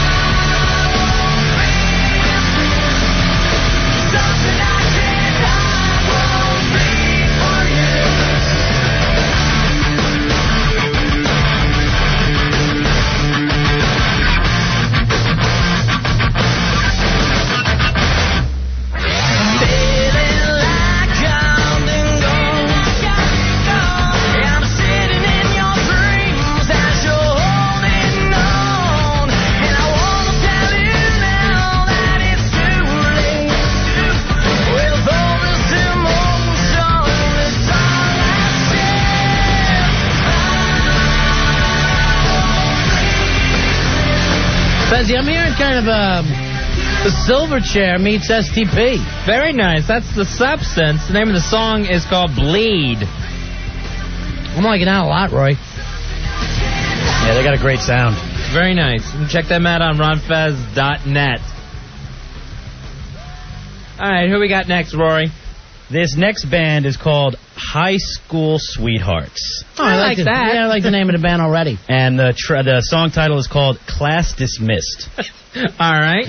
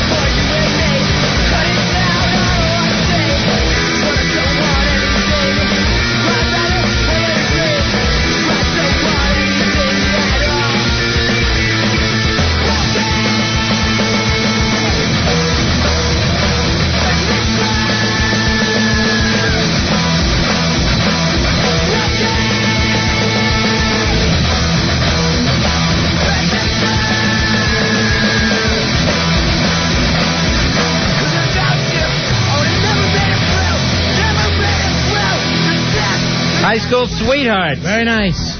Class dismissed. What are you saying? That's not who it is? No, the burning process must have messed it up. That sounds like the Distillers to me. Is that who it is? No, it's Oval Portrait, and that song is called Broken Transistor Radio. I don't know why it was out of order. Oh, okay. There. Yeah. I apologize. Everything's got to be in order. Yeah. Everything has to be in order for us. Because, you know, I'm eating ribs. And I'm still suffering from jalapeno corn muffins. Here, I want to eat this jalapeno right here, too, Fez, off the top of mine. Why do I have to eat that one? Because you're, like, the best at it. All right. Ooh. That's a good one. Let me give it a big chomp. Too Cute came in a little sundress giving us ribs, Fez. He's like being down south. Very nice. You got hot muffins, baby. Hey, hey. They are spicy hot. Yeah, they are. So there'll be plenty of rock, plenty of ribs at the Ron and Festival of Rock and Ribs. Somehow we just lost our musical director as we're ready to play the next song. Friday. Do we need Wonder Boy in here with you? August 23rd. No, it's okay. All right, what do you got next? The next song we have is, the band is called Monty Love, and the song title is called You Want What We Got. All right, Monty Love, I heard of these guys out of Staten Island, right? Yes. Yeah, I'm hearing really big things about them. All right. Miles told me he checked them out, was digging them in a big, big way. Nice. All right. So this is the right track, Rory? Yes, it is.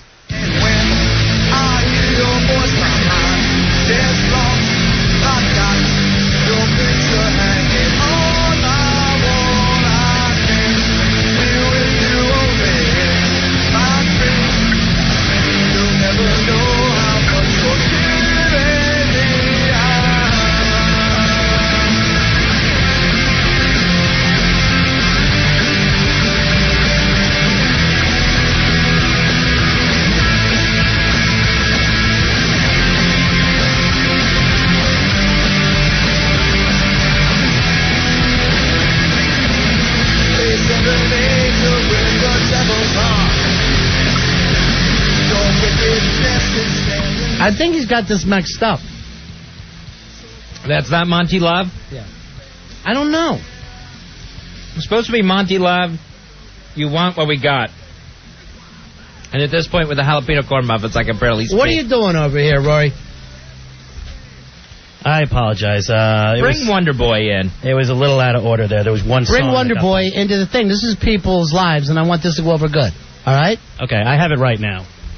Come on in, Wonder Boy. Wonder Boy, you gave Rory a CD, and all the tracks are wrong. So if you know what the right tracks are, you need to come in here and tell us what to play. Yeah, when I was copying the list from the one to the other, I might have misnumbered it. So yeah, if you want, I recognize the songs. All right. Let's go with the Monty Love, then. Okay. I want to hear some Monty Love. All right. Do we have the right track for Monty Love, Wonder Boy? All right. We getting it? Okay.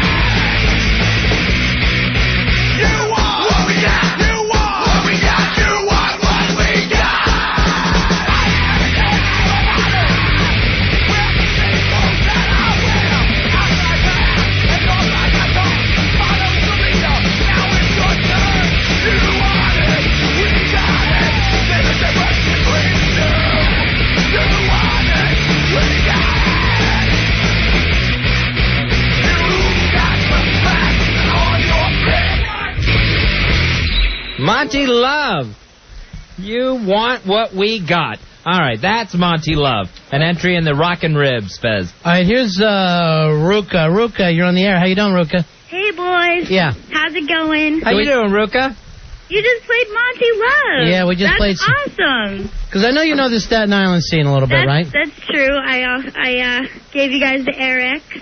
The Air X we checked out. We just played a little Monty Love. And who's another big band in Staten Island that we want to be listening to? Going Places. All right, Going Places, we do have them also. Oh, that's great. All right, what's the song? The song is called Never Forget. Never Forget. All right, Ruka, thanks a lot, honey. Thanks a lot, guys. Thanks, Bye. Rook.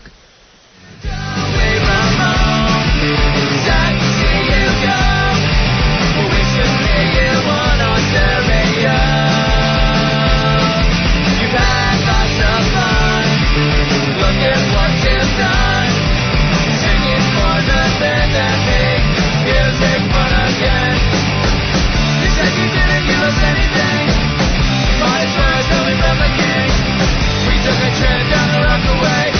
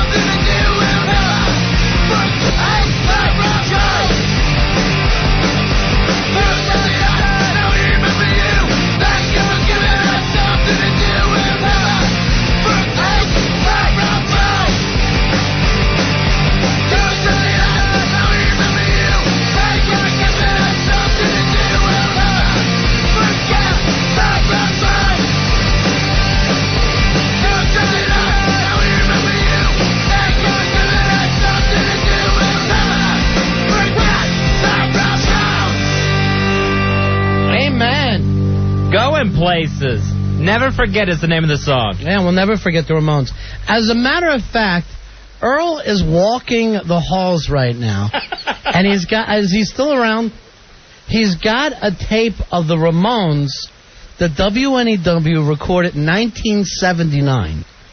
I don't know where it was recorded at, though. New Year's Eve show, right? Is that what he told us? Yeah, I think he said that. And Rhino wants to take a listen to it, maybe release it. So I don't know why Earl's walking around with this giant old reel of audio tape. I guess he's afraid Rhino's going to break in and take it. So he's just going to hang on to it. You looking for Black Earl? Yeah, we're getting him. He's coming right down the hall right now. All right. But he's just walking around with it, and he's showing it to everybody. Right, yeah. And I'm like, hey, throw me one on the CD. Right, run off a copy. Yeah, what's the problem there before we hand it over to Rhino? Here he comes. He heard ribs and cornbread. He thought his brothers and sisters were here. Douglas. What's the deal on this? Yeah, Rhino asked us if the tape still existed. What was the show? Yeah. New Year's Eve, 1979. And where at? The Palladium. It doesn't exist anymore. It used to be down in Union Square. And they actually want to do it, they may want to put it out? They're not sure yet. They just want to hear it, see what's the quality of it, which is very good. I've heard it twice. Just give them the ARX, the Monty Love, and Going Places and say, here's the future of rock, my man. What are we playing 79 all over forget? So what's Rhino up to that they're looking for Ramones stuff? Heckler would like a copy of the Ramones CD. Why are we giving it to Rhino? We'll put it out. No, they're reissuing... on Big Earl record and tapes. 8 tracks. No, Rhino's reissuing the Ramones catalog, and this is going to be the next series of reissues, and they're looking for rare stuff. And the show might be some of the rarities, or if it's good enough, they might put it out. Rhino's always putting out the coolest stuff. Yes. Nice. And your Randy Newman's on the way, by the way. Oh, good. Finally. What is it exactly?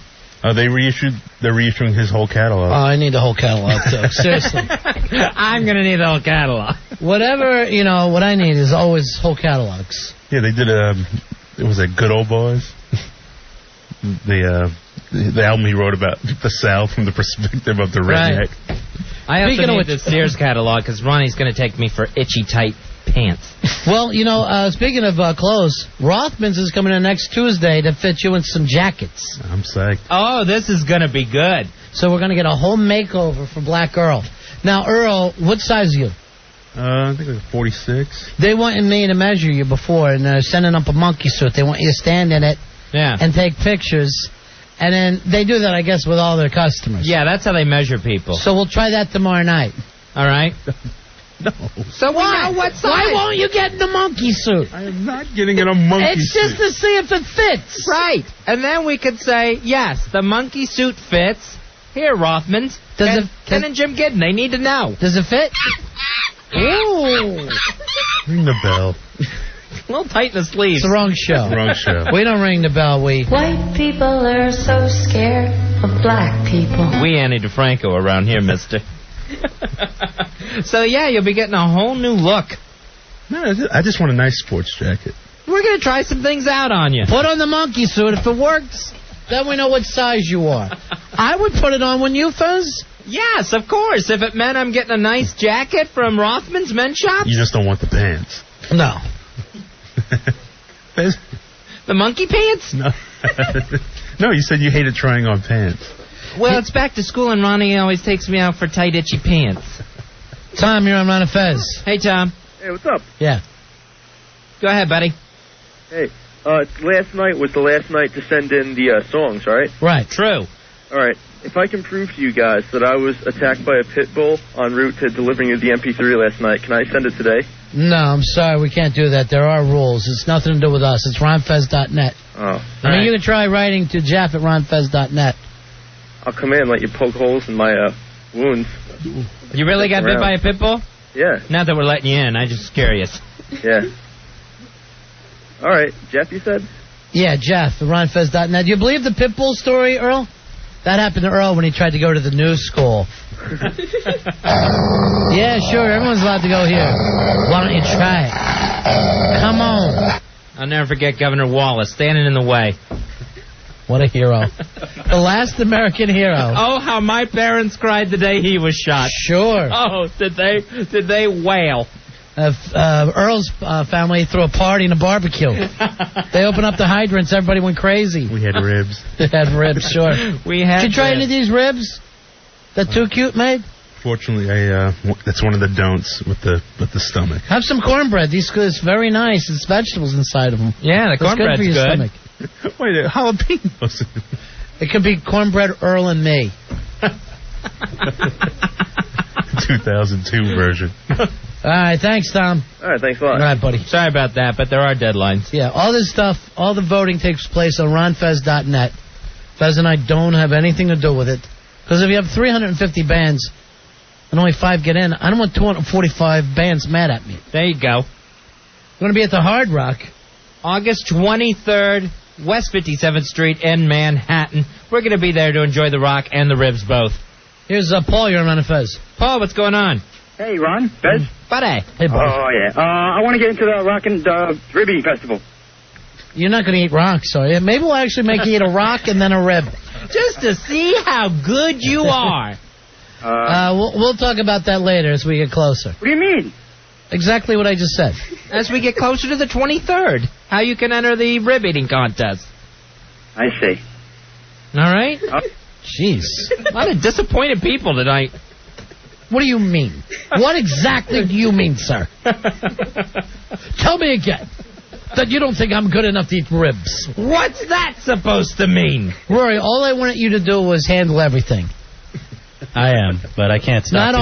Not put on Catch a Goo-Goo and then tell everybody it's Monty Love. And then my screen just starts blinking. That's not Monty Love. Yeah, that was someone's problem. Do you not know anything about the Staten Island punk scene at all? Not much, but I'm getting into it. Because you're out there in Long Island. It's got a great sound, There's still 80s dance music out there. He goes to 80s nights. No matter what the club is, it's got to be 80s nights for Roy to show up. Or he just won't go in without his parachute pants. And those things look ridiculous. You have 19 zippers down. You know, you're the kid. You should be bringing these bands to me, not me explaining to you. I know. That's why I'm getting into the scene. I'm learning. You at home listen to a standard station. In the heat. Chances are. He's listening to Monty Hall, not Monty Love. He's watching the Game Show Network. 877-692-1027. Still to come tonight, Paul O. Oscar Bluz will be coming up in a little bit. Too cute. You still have that boyfriend? Yeah, I do. Because you're looking very sexy and southern tonight in that little outfit of yours. Oh, I'm sure he'll So you're off the market, though, right? I'm off. Once you get a guy, that's it for you. That's it. How long you been with this guy now? Since January. Wow. That's long for you, huh? No. What are you trying to say? It is. That's the longest you've ever been. I know. It was all one-night stands before that. And this guy doesn't even have a radio show, huh? Nope. Producer? Nope. Odd. Intern? Nope. Huh. Weird. Isn't it? Do you serve him cornbread in the sundress? Maybe. I met him at that David Bowie show that night. Yeah. Oh. Yeah, he was there. He sends his regards. Really? He wishes you many happy returns. David Bowie? Tell him I said thank you very much. How sweet. That's nice. Here's Steve. Steve, you're on Run of Fez. Steve. Yeah, man. Yeah. Big ass card holder 633. Hooah! There's your hooah. Thank you, boss. What's happening, dude? Nothing. We're just doing a radio show. What can we do for you? Ron, look, man. I'm out in Staten Island, dude. Monty Love's the most rockin'est band ever. All right, there you go. See, I'm trying to explain that to Rory. Rory's got to, dude, he's got to come to Staten Island, dude. Seriously, you got to get into the local scene, okay? Roy? I definitely have to. You got to be are great. You got to be a scenester like me. All right. Man, damn interns are unbelievable, well, bro. he's a producer. That's the odd thing about it. That's the sad part. Even worse. All right, thanks, Steve. All right, bye. Thanks for the call. Everything can't be 80s night in the Hamptons. As fun as that is. I know you cried when the Pet Shop Boys broke up. Oh, no. You can't get into this at all, Roy? I am. I'm getting into it a little bit. Tapping my foot. Why don't you and Hawk start a mosh pit over there? Bring Wonder Boy in. Let's get a mosh pit going. All right, this will be cool. An all-producer mosh pit. All right, grab the Wonder Boy. Get Hawk in here. There's the Hawk. Wonder Boy, get in here. All right, ready? We're going to have an all-producer mosh pit. Here we go. And go. Idiot. Hawk's getting killed. They're double-teaming Rory. Hawk into the cart wall.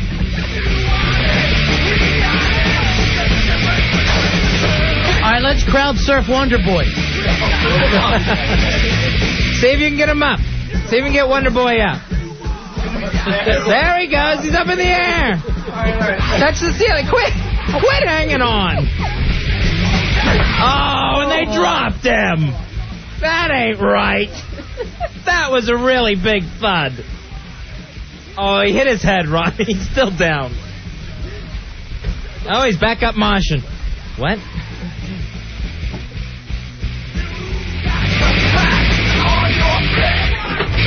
I'm telling you, I am having so much fun with this, I think we got to do it more. Seriously, this is going to be the new... All right, the song's over. They're ripping up the floor. All right, nice work, boys. Thanks for letting us dance a little bit. Thanks for letting us dance together. Hey, come here. Wonder Boy, thanks for doing such a great job with the music tonight. It's my my pleasure. That was sarcastic. Oh, you effed it up. I'm glad you got dropped on your head. All right, Paul O coming up next. We'll be doing Oscar Blabs. The movie is Sign, starring Mel Gibson and Joaquin Phoenix. It's going to be a big, big movie, Fezzy. It's the latest from M. Night Shyamalan Ding Dang.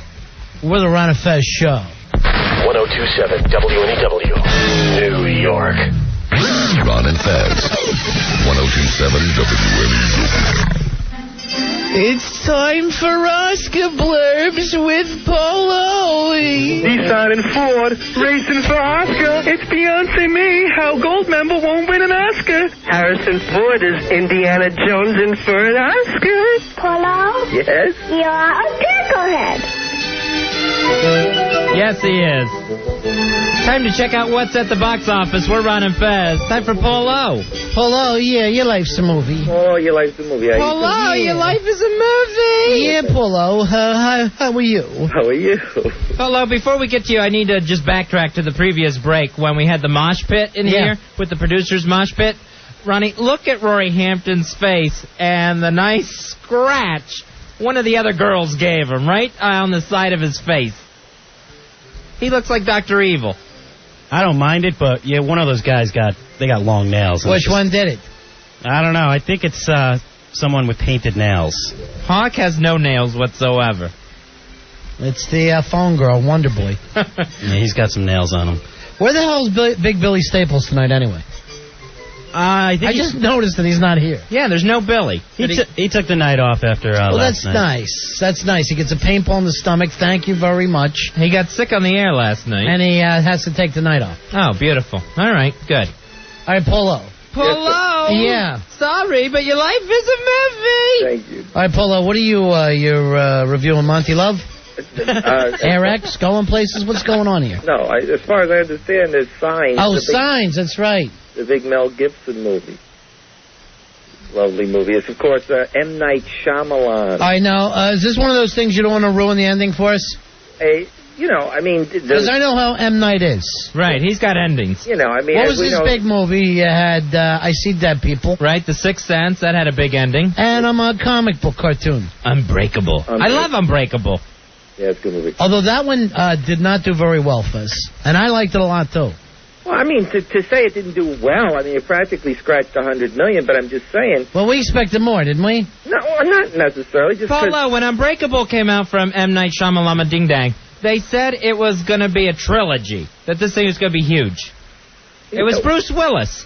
Yeah, it was a great movie, and the Unbreakable, it left me wanting more. Yeah, we all did. I don't know. But I know what, it was not a hit, Polo. And didn't M. Night say that he turned down Harry Potter to do that? Is that right? Yeah, well, M. Night wants to be an auteur. He wants to write his own stuff. and create his own things. He doesn't want to be dragged into something else. He's only going to direct his own stuff? Yeah, exactly. That's the plan. I think that's his plan. He wants to be a brand. What's your plan, Polo? Well, I'm going to make that big movie, but we're not going to talk about that right now. Tell us about your big movie. No, I'm not. His movie's going to be called Breakable. No, I'm just a big secret. Very breakable.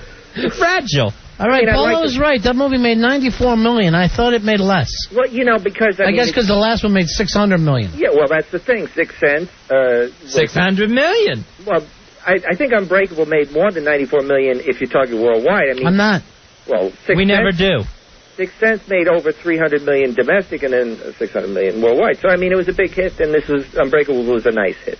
So, Signs, he's hoping to continue and have a nice big hit. He's got a nice big star, Mel Gibson, of course. He's got Joaquin Phoenix. And he's never won an Oscar. This could be his first big Oscar winner, right? Well, he did win as a director for Braveheart, I believe. I'm talking about M. Night. Oh, M. Night. Not Mel Gibson, Steve. M. Night's a young whippersnapper. It was his third film. I mean, it's a little early for him to win an Oscar. It's actually like his fourth film, I heard. Well, yeah, Wide Awake, that's true, but for all intents and purposes. Thank you. Rosie Don't act like I'm out in the woods somewhere. Hey, how's your wife's movie doing? White ass. Here she is. Here's a clip from that, Fez. Obviously, he gives a shit more about you than anybody else. Wow, that's amazing. That's an amazing film. That's a good performance. Is the wife home tonight? No, she's over at the other house. Can we call her? I like to get her in this mode. Obviously, he gives a shit more about you than anybody else. That's actual audio from Paulo's fat wife. I can't really stop you. You have a telephone, so I can't stop you. All right, then let's do it. No, but I'm not suggesting it's a good idea by any means. Where is she at? She's at the other house. Do we have the number for the other house? Somebody had the number at one point, but it might have been lost at this point. All right, let's get back to talking about Signs. Yeah, I understand. You've seen the movie? I've seen the movie. Of course I've seen the movie. Is this an Oscar winner? Now, as you know, I mean, M. Night Shyamalan is definitely one of the few filmmakers now who seem to be creating something as part of a general body of work, an auteur. And I think it's a potential Oscar winner, sure. Wow. And, of course, Mel Gibson's in it, and you've got Joaquin Phoenix, or however you want to pronounce his first name. You've got a Culkin in it. I'm sure it's not Joaquin. It's Joaquin. However you want to say, you call him Charlie. Are you saying he'll be walking away with an Oscar? Oh, he's walking to the Oscars. He'll be walking in Memphis with an Oscar. I'm walking to the Oscars. I'm talking about the Oscars. These Oscars were meant for walking. He's part of the... These boots are walking to the Oscars. Of course, just coming from Gladiator fairly recently, that's a big Oscar winner. Well, Mel Gibson, don't you walk in so fast to the Oscars. And, of course, part of the Phoenix family, the River Phoenix, who's now deceased, of course. And then there's another great family. Yeah, seriously. I understand. Why can't it be Rivers of Dreams?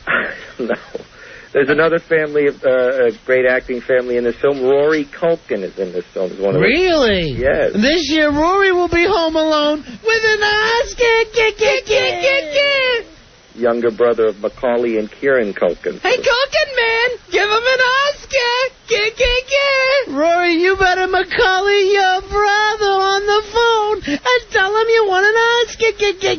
I hear Macaulay's making a comeback, too. Please, let's not get in. We're trying to talk about Signs and the new Culkin, the one we all love. I understand. There's a little Rory, very good actor. Did you love this movie? I think it's a very interesting... First of all, the commercial... Did you even see it? Of course I saw it. Now, the commercial would lead you to believe, it actually says right in the commercial, it's like War of the Worlds. And, so that obviously seems to indicate that it's a big action movie, but it's more of a suspense, suspense movie. And an old world suspense, you don't see a lot of people using those skills anymore because they just show you all the big action. Suspense is all about what you don't see sometimes. I don't even think you saw this movie, but I know Leo did. Thank God. Leo, you're on Ron and Fez with Polo, the Oscar blurb, man. 8605. Oh, buddy. Hoo-ah! Thank you. M. Night Shyamalan, all signs point to an Oscar winner. Good luck with your movie, Polo. Thank you. That's very nice. That's nice. That was nice. All signs point to the Oscar. Signs everywhere in Oscar. Don't do this. Don't win that Oscar. Mike, you're on Ron and Fez. Mike. Night Shyamalan getting the sign to steal for Oscar. Go, go, go, go, go, go, go, go, go, go, go, go, go. So stupid. Best callers ever. Tom, you're on Ron and Fez. Hey, Tom. Yeah. And the signs say you got to have a membership card to win an Oscar. Gotta have a sec. So funny. I'm glad people haven't forgotten Tesla. So, Paul, what are you saying here? I'm saying no one will be able to stop signs at Oscar.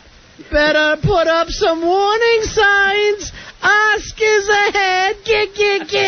Of course, the signs themselves are the crop circles that we've heard so much about over the years. Is this the theme song from the movie? Young man,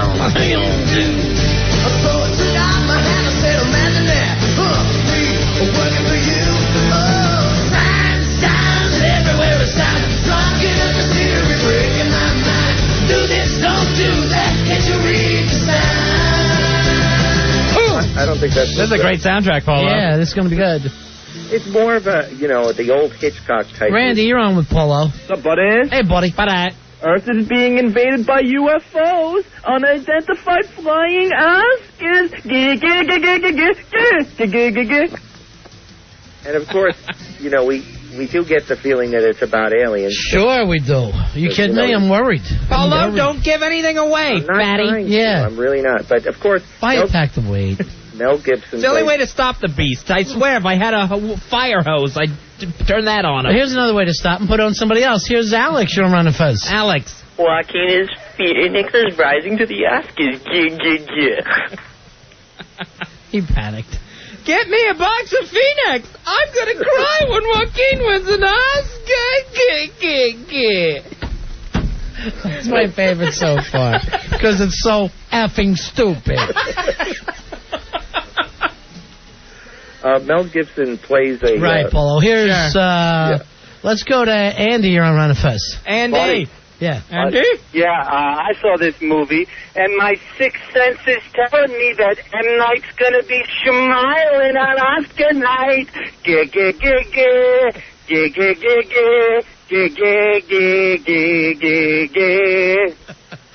Thank you, Andy. It's better than you, Polo. I don't know what... He's making more sense than you. All right, this is all about crop circles, right, Polo? Well, there's the crop circles, right. What is that all about? Well, a lot of there's jokes about it. They even make jokes in the movie. What are some of the jokes, Polo? Well, about the nerds. That nerds make crop circles, not aliens. Is this one of those nerds movies? Yeah, I love those. They even have a ogre. Nerds. Does Ogre come back? No. How about Booger? No, actually, it's fairly few cast members to this film because they're in a night. Would you say, don't be a crop circle jerk? Give signs an Oscar. Polo's saying, I don't give a crop. Circle? Oscar should go to signs. Signs will be in the crop winner's circle at Oscar. The movie kind of takes place out there like in the Field of Dreams, where they're all out. Field of Dreams? Out the cornfields. Field of Dreaming and winning an Oscar. If you build a crop circle, Oscar will come. So, Mel Gibson has become... Right, Polo. Here's Ben. Ben, you're on Ron and Fez. Ben, go ahead. Buddies. Hey, buddy. Macaulay will be sulking when we'll give that little coke in that Oscar. Oh. Huh? What the hell is that? That's your life, Polo. Your life's a movie. Is this the best of all the Culkin films? Well, there's the Home Alone was a nice... What you talking about, Willis? I'm going to the Oscars. These Oscars were made for Culkin. We're back there again. the Cocoons, I don't know how many more Cocoons they have, to be honest with you. And they're cloning them. They all look alike. Yeah, I know. That is true. It's the same little Culkin face. They should all be putting on aftershave and screaming. Ah! Everybody in this movie is a movie star's brother. That's weird. That is weird. Here's Dolan. He saw the movie. Dolan, what do you think of Signs? Hey, Dolan. Hi, Ron. Hi, Fez. Hi, Dolan. M. Night, shine a light on the Oscars. Monty Love rules. What rules? I didn't catch it. Just take your time and say it. We'll let you. Oh, I think he said Monty Love rules. Oh, okay. That, of course, maybe a little later on tonight we get the producers' moshing pit back together. Nice. We already got one bleeding. I'm excited. Sure. This is a great new segment. I'm going to leave a star. Is this fun for the whole family? Oh, yeah. It's going to be good for kids? Yeah, it is good for kids. Wow, that's great to hear. Hey, Lene. Lene, you're on the air. Hi, Juan. Hi, Fez. Hi, Lene. There will be no stop signs on the road to Oscar. Ah, that's cute. Hello? Yes. You're a double dweeb. A double what? Dweeb. You're double dweed. Hey, you picklehead? Picklehead? Yes. Is that good? Yeah, Polo, you picklehead? Okay, if it's a good thing, is it a good... Polo. Yes. You are... All right. Which one's doing that? Polo or Lene? Thank you very much, Lene. You did very good. Okay, bye. All right, bye-bye. All right, bye. Polo. Okay, bye. All right, bye. All right, bye. All right. Okay, bye. Polo, All right, bye. Lene, please. Polo, when you... Okay. Polo, when you looked at... All right, honey. Polo, when you... All right. Bye, Lene. Bye. She's no Culkin. Bye. Jeez. Oh, freak. You sure kids are going to be there? Kids can go to this. There's two kids in the movie. It definitely portrays that family. Just because there's kids in the movie. There was a kid in The Exorcist, you moron. But it has that kind There's kids in the R. Kelly films, but I'm not taking the whole family. Okay, well, not every movie with kids. But this one is good for kids because it shows the family, the father, and, Mel Gibson is a very protective father in this movie. And yeah, I saw it. It's called The Patriot. But no, because these kids are much younger. And, they ask for a glass of water when they see the monster outside the window and that sort of thing. Don't give it away. No, it's in the commercial. You fat pig. I don't watch TV just so I won't see anything of this film. I'm only going to reveal things that are in the commercial. I'm telling you, that Sixth Sense scared the dog whiz out of me. Okay, me too. I went over and hugged a stranger. I was so scared watching that movie. I just grabbed a stranger and said, "Protect me." And then I said, "Are you dead?" Ronnie's seen dead people. It literally gave me the willies. Please. What does that mean? Is that a gay thing? I don't know. It gave me goosebumps with chili. I see dead people. I see fat people. There's Polo's wife. Don't mention it. If we're very quiet, maybe she'll just keep gnawing on that pizza and not notice we're here. And we can get away without being eaten. So in the Signs, the movie... How does it end?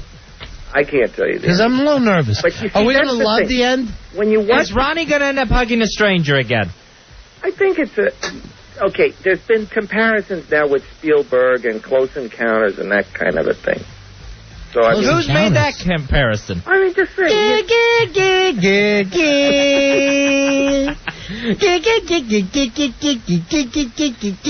Close Encounters with an Oscar.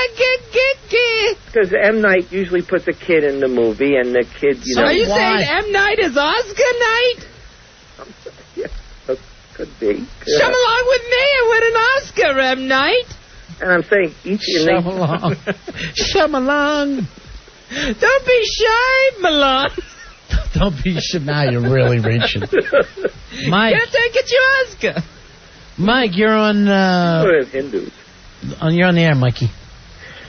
Remember the crop circle sign on the Oscar ballot. Yee, yee, yee, yee, yee, yee. You've turned this into a joke, Polo. I'm not trying to. We have you on to do serious movie reviews. I'm very happy to hear that. Anthony, you're on Ron and Fez. Go ahead, Anthony. What's up, buddy? Hey, buddy. Hey, buddy. It looks like Mel Gibson's going to be the cream of the crop circles at Escanate. All right, this whole gig thing that you did, Polo, has now become a joke. I'm sorry, but people seem to like it. But I'm not. I did not start it with any. How are you going to be taken seriously as a reviewer if all your blurbs are gee? Sound like a retard. I'm trying to spend most of my time analyzing the film and making some sense of it. And working on your own film script? I don't have. The script is finished. What's the name of your film? I'm not going to. More signs. I probably Is it called Polo's Wife Has a Hairy Bunghole? Because if it is, I'll go. The point is I'm actually ready to send out some letters to some of the major producers. I'm very much. Who are you sending letters to? Jerry Bruckheimer is sitting next to his mailbox right now as we speak. Has anything come from Polo yet? Just because he's a movie producer doesn't make it to 1930s. He's not a producer. I'm waiting for a telegram from Mr. Polo. Hear that? Take Polo's clothes. I'll probably send one to M. Night Shyamalan. What the hell?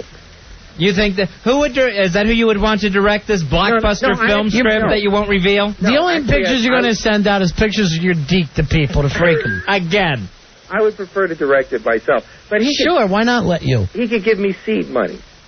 What does that mean? Why do you need seeds? Tell us what the movie's about. I cannot discuss the movie because it's too big. This is a big billion-dollar movie. What would it cost to make? It would gross $1 billion. It would gross at least $1 billion. Yeah. Seriously, why can't you be serious for a second? I'm not kidding you at all. This is a firm belief of mine. But the point is I'm a procrastinator, and I'd rather die with this than let it get out and lose control of it. How? You're such a moron. Answer Ronnie's question. How much of a budget do you need? I would say that I don't even need name actors. I mean, I'm thinking of, as I said, using second-tier actors, the people I can sort of take into a cloak of... Who, Natalie from Facts of Life? Who are you going to be using? I already told you I was going to use the guy from The Perfect Strangers, as one of the... Balky? Or the other guy? The other guy. The other guy? At least people remember Balky. The other guy, I like him. He was my favorite. He's very funny. And I have... Cousin Larry? Yeah. This movie stars Cousin Larry. You don't need it, but the budget... If you love Perfect Strangers, you'll love Polo's Wife Has a Hairy Bunghole. Coming soon. The sequel, the long-awaited sequel. You won't believe the ending of Harry Bung. And Who framed Harry Bung? Karen Allen might have a spot in this picture as the mother. God, I'd go see it. I love her. Yeah. Is this part of the soundtrack? The Perfect Strangers theme? Cousin Larry is back. And Polo's Wife Has a Hairy Bunghole. But the budget would go to the special. With Karen Allen.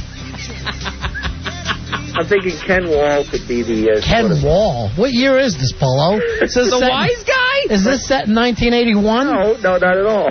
It's Cousin Larry, Karen Allen, and Ken Wall. If this was seriously 1983, this would cost a lot of money to make this. This cast wouldn't even make a Love Boat episode. You don't need name actors for this movie to make money. Sure, we got your wife's hairy bunghole to sell it. It's got nothing to do with that. What's it about? I can't discuss it. I'm going to die with it rather than... I need to hook up with someone of importance who can shepherd it. Someone more important than Karen Allen. No, Karen Allen would be one of my stars. Cousin Larry on line 9, he says he's in. And, maybe Topher Grace would be one of my young leads. From that 70s show. Yeah. That's He's actually the most expensive actor you've got yet. Exactly. You might want to pass on him. He's actually working right now. That one might cost you 6 figures. Stick to your D list of actors at this point. Anyway, believe me, again, it's my problem that I'm procrastinating. I have a feeling that he watched a movie and then just typed down the script. So you're saying you're passing on Gil Gerard? No. What is the title of the film? Is it still End of the World? End of My World is... Yeah. End of My World. Right. Which you said was based on a 60s song. Yeah, I think it is, yeah. By who? I'm not sure. I said Skeeter Davis before, but I don't think Skeeter Davis. I don't think that's the right person. I don't think it is. But if you love Skeeter Davis and Cousin Larry, you'll love Paul O's It's the End of the World. My wife has a hairy bunghole. Trust me, when you see this movie, You won't believe the ending. When I see this movie, I'll know that the acid kicked in, Paulo. That's the only way I'll see anything that you've done. No, that if I take 15 hits of acid you would be wrong. And hallucinate that Paulo has done something. I'm not saying that would hurt your appreciation. Understand this, Paulo. You're telling us that a Karen Allen movie is going to make $1 billion. Yes. Sure, if it's based on a Skeeter Davis song from 1962. Sometimes big stars hurt a movie. I mean, sure. Like, Titanic. Who the hell was Leonardo DiCaprio? He was a big kid actor. He'd already been not a big actor. He made one movie that made some money. No, he wasn't.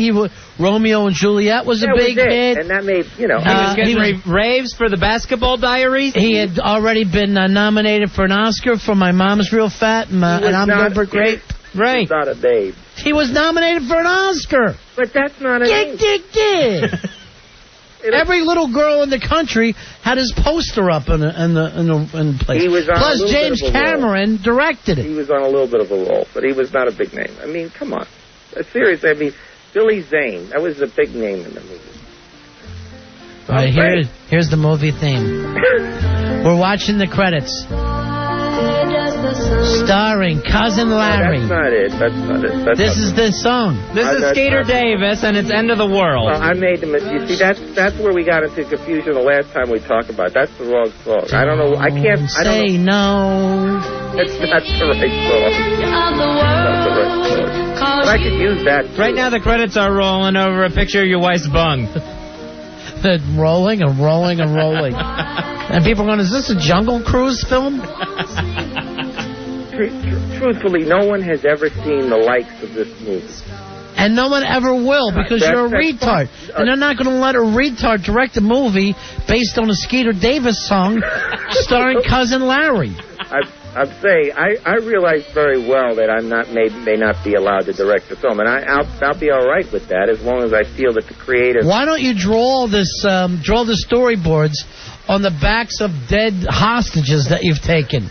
Because you sound like a maniac. I'm not trying to sound like a maniac. Print your manifesto, Unabomber. I just don't want to. I just cannot discuss the contents of this because it's intellectual property. It could be stolen very easily. What genre is it?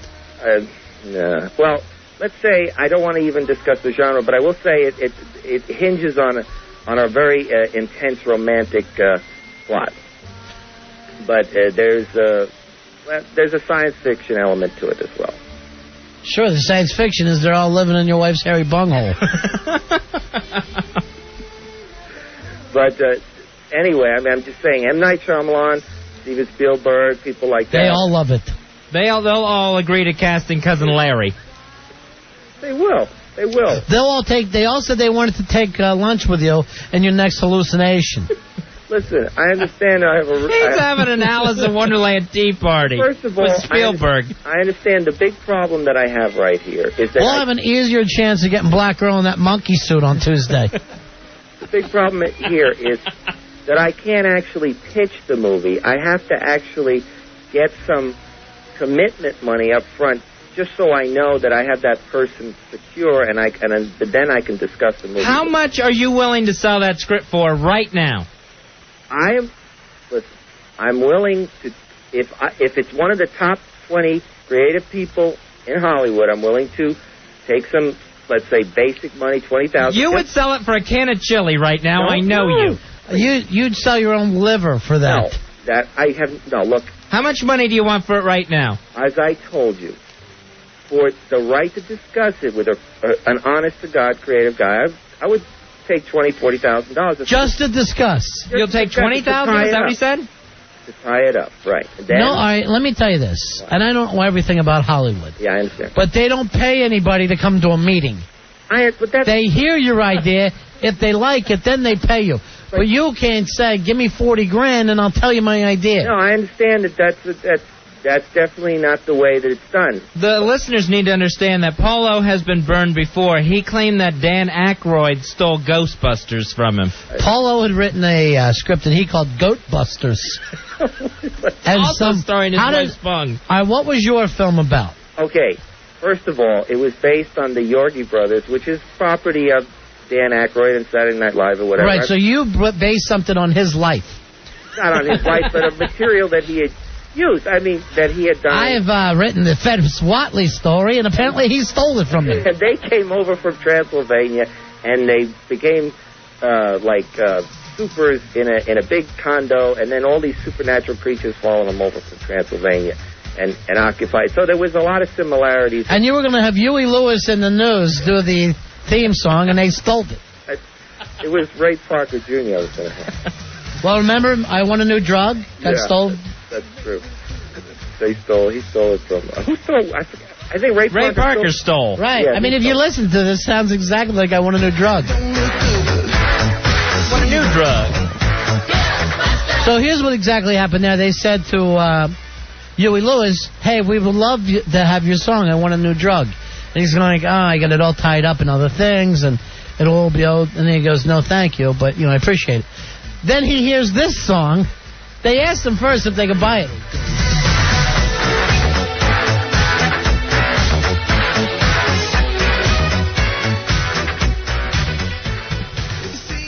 So, Polo, this is never going to happen. You realize that, right? I'm realizing that there's a very good chance I could die with this $1 billion idea, but I'm going to do it my way or the highway. Or die trying. Yeah, exactly. I mean, I'm not going to do it. I'm not going to lose control of it because it's too good.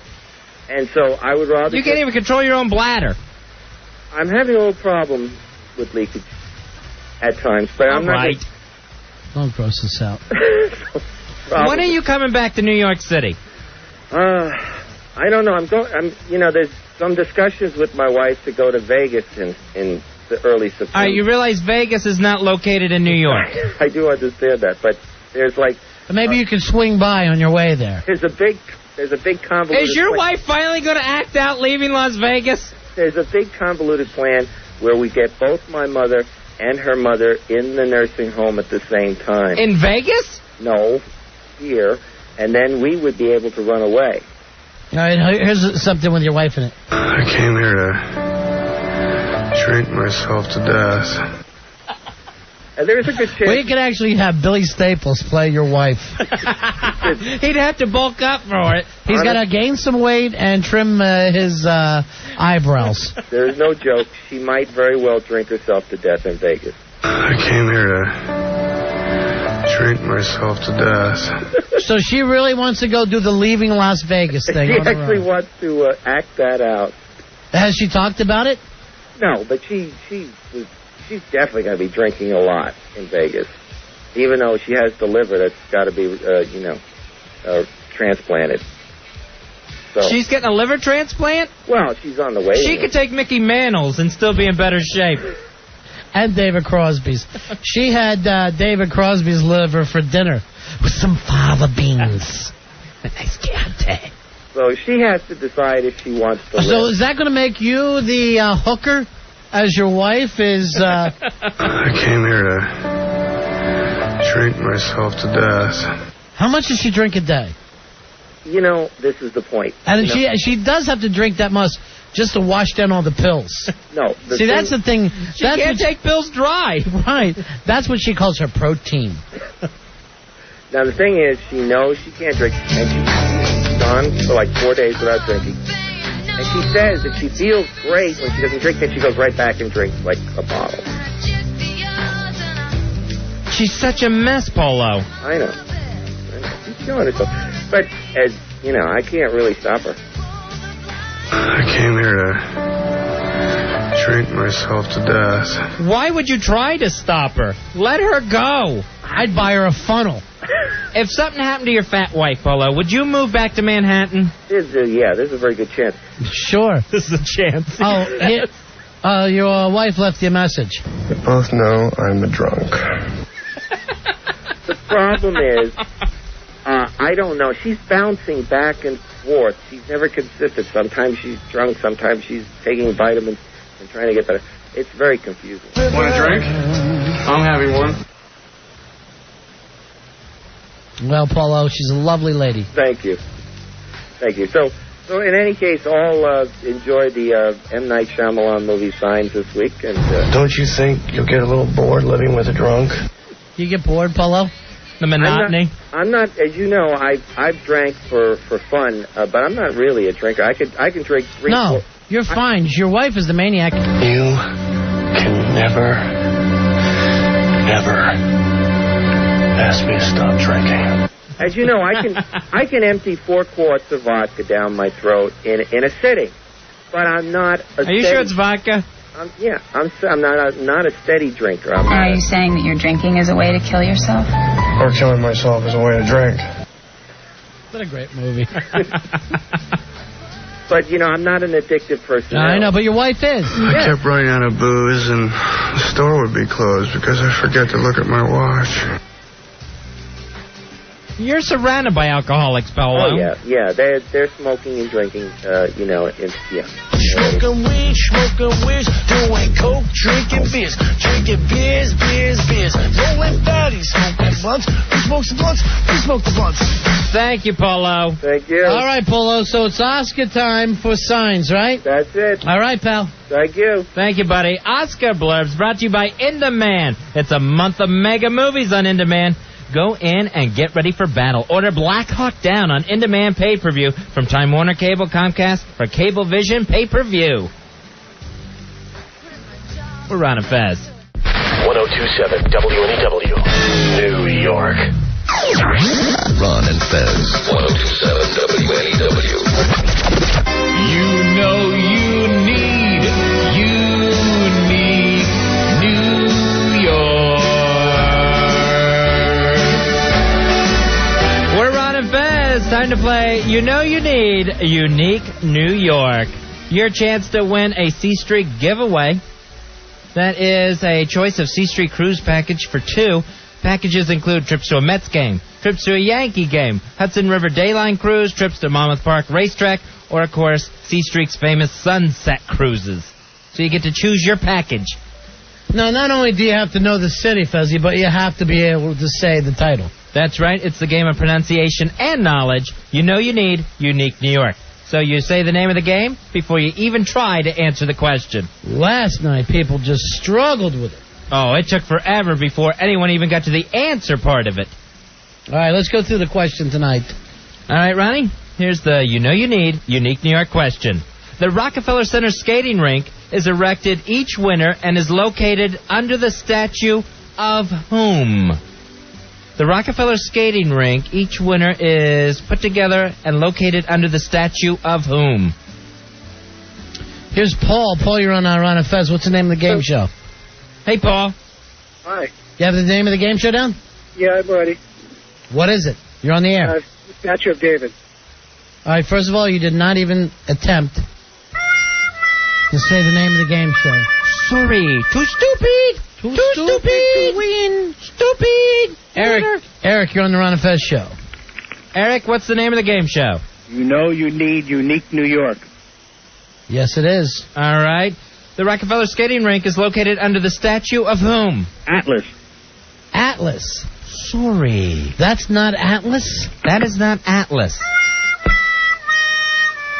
He's got the whole world on his back, though. Now, there is an Atlas statue at Rockefeller Center, but that's not where the skating rink is located under. All right, now I'm confused, because that's the only one I know. Now I'm confused, Fuzzy. Here's Kenny. Kenny, what is the name of the game show? Kenny. Well, he went off. Here's Frank. Frank, you're on Ron and Fez. Frank, what's the name of the game show? You know you need unique New York. Very good. What's the statue? Prometheus. There's the winning cowbell. Very good, my friend. It is Prometheus, the god of fire. He stole fire from Zeus, by the way. Oh, did he? Stole fire from Zeus. Not a thing you want to do. Give it back. Too Cute wanted to say goodbye. She made us some lovely ribs for tonight. And came in a little summer dress, Fuzzy. Oh. Bringing us summer food. Yeah. Summer. I know, but still. You look great. Oh, thanks. I feel like she's going to be washing a car in front of us like the movie Cool Hand Luke.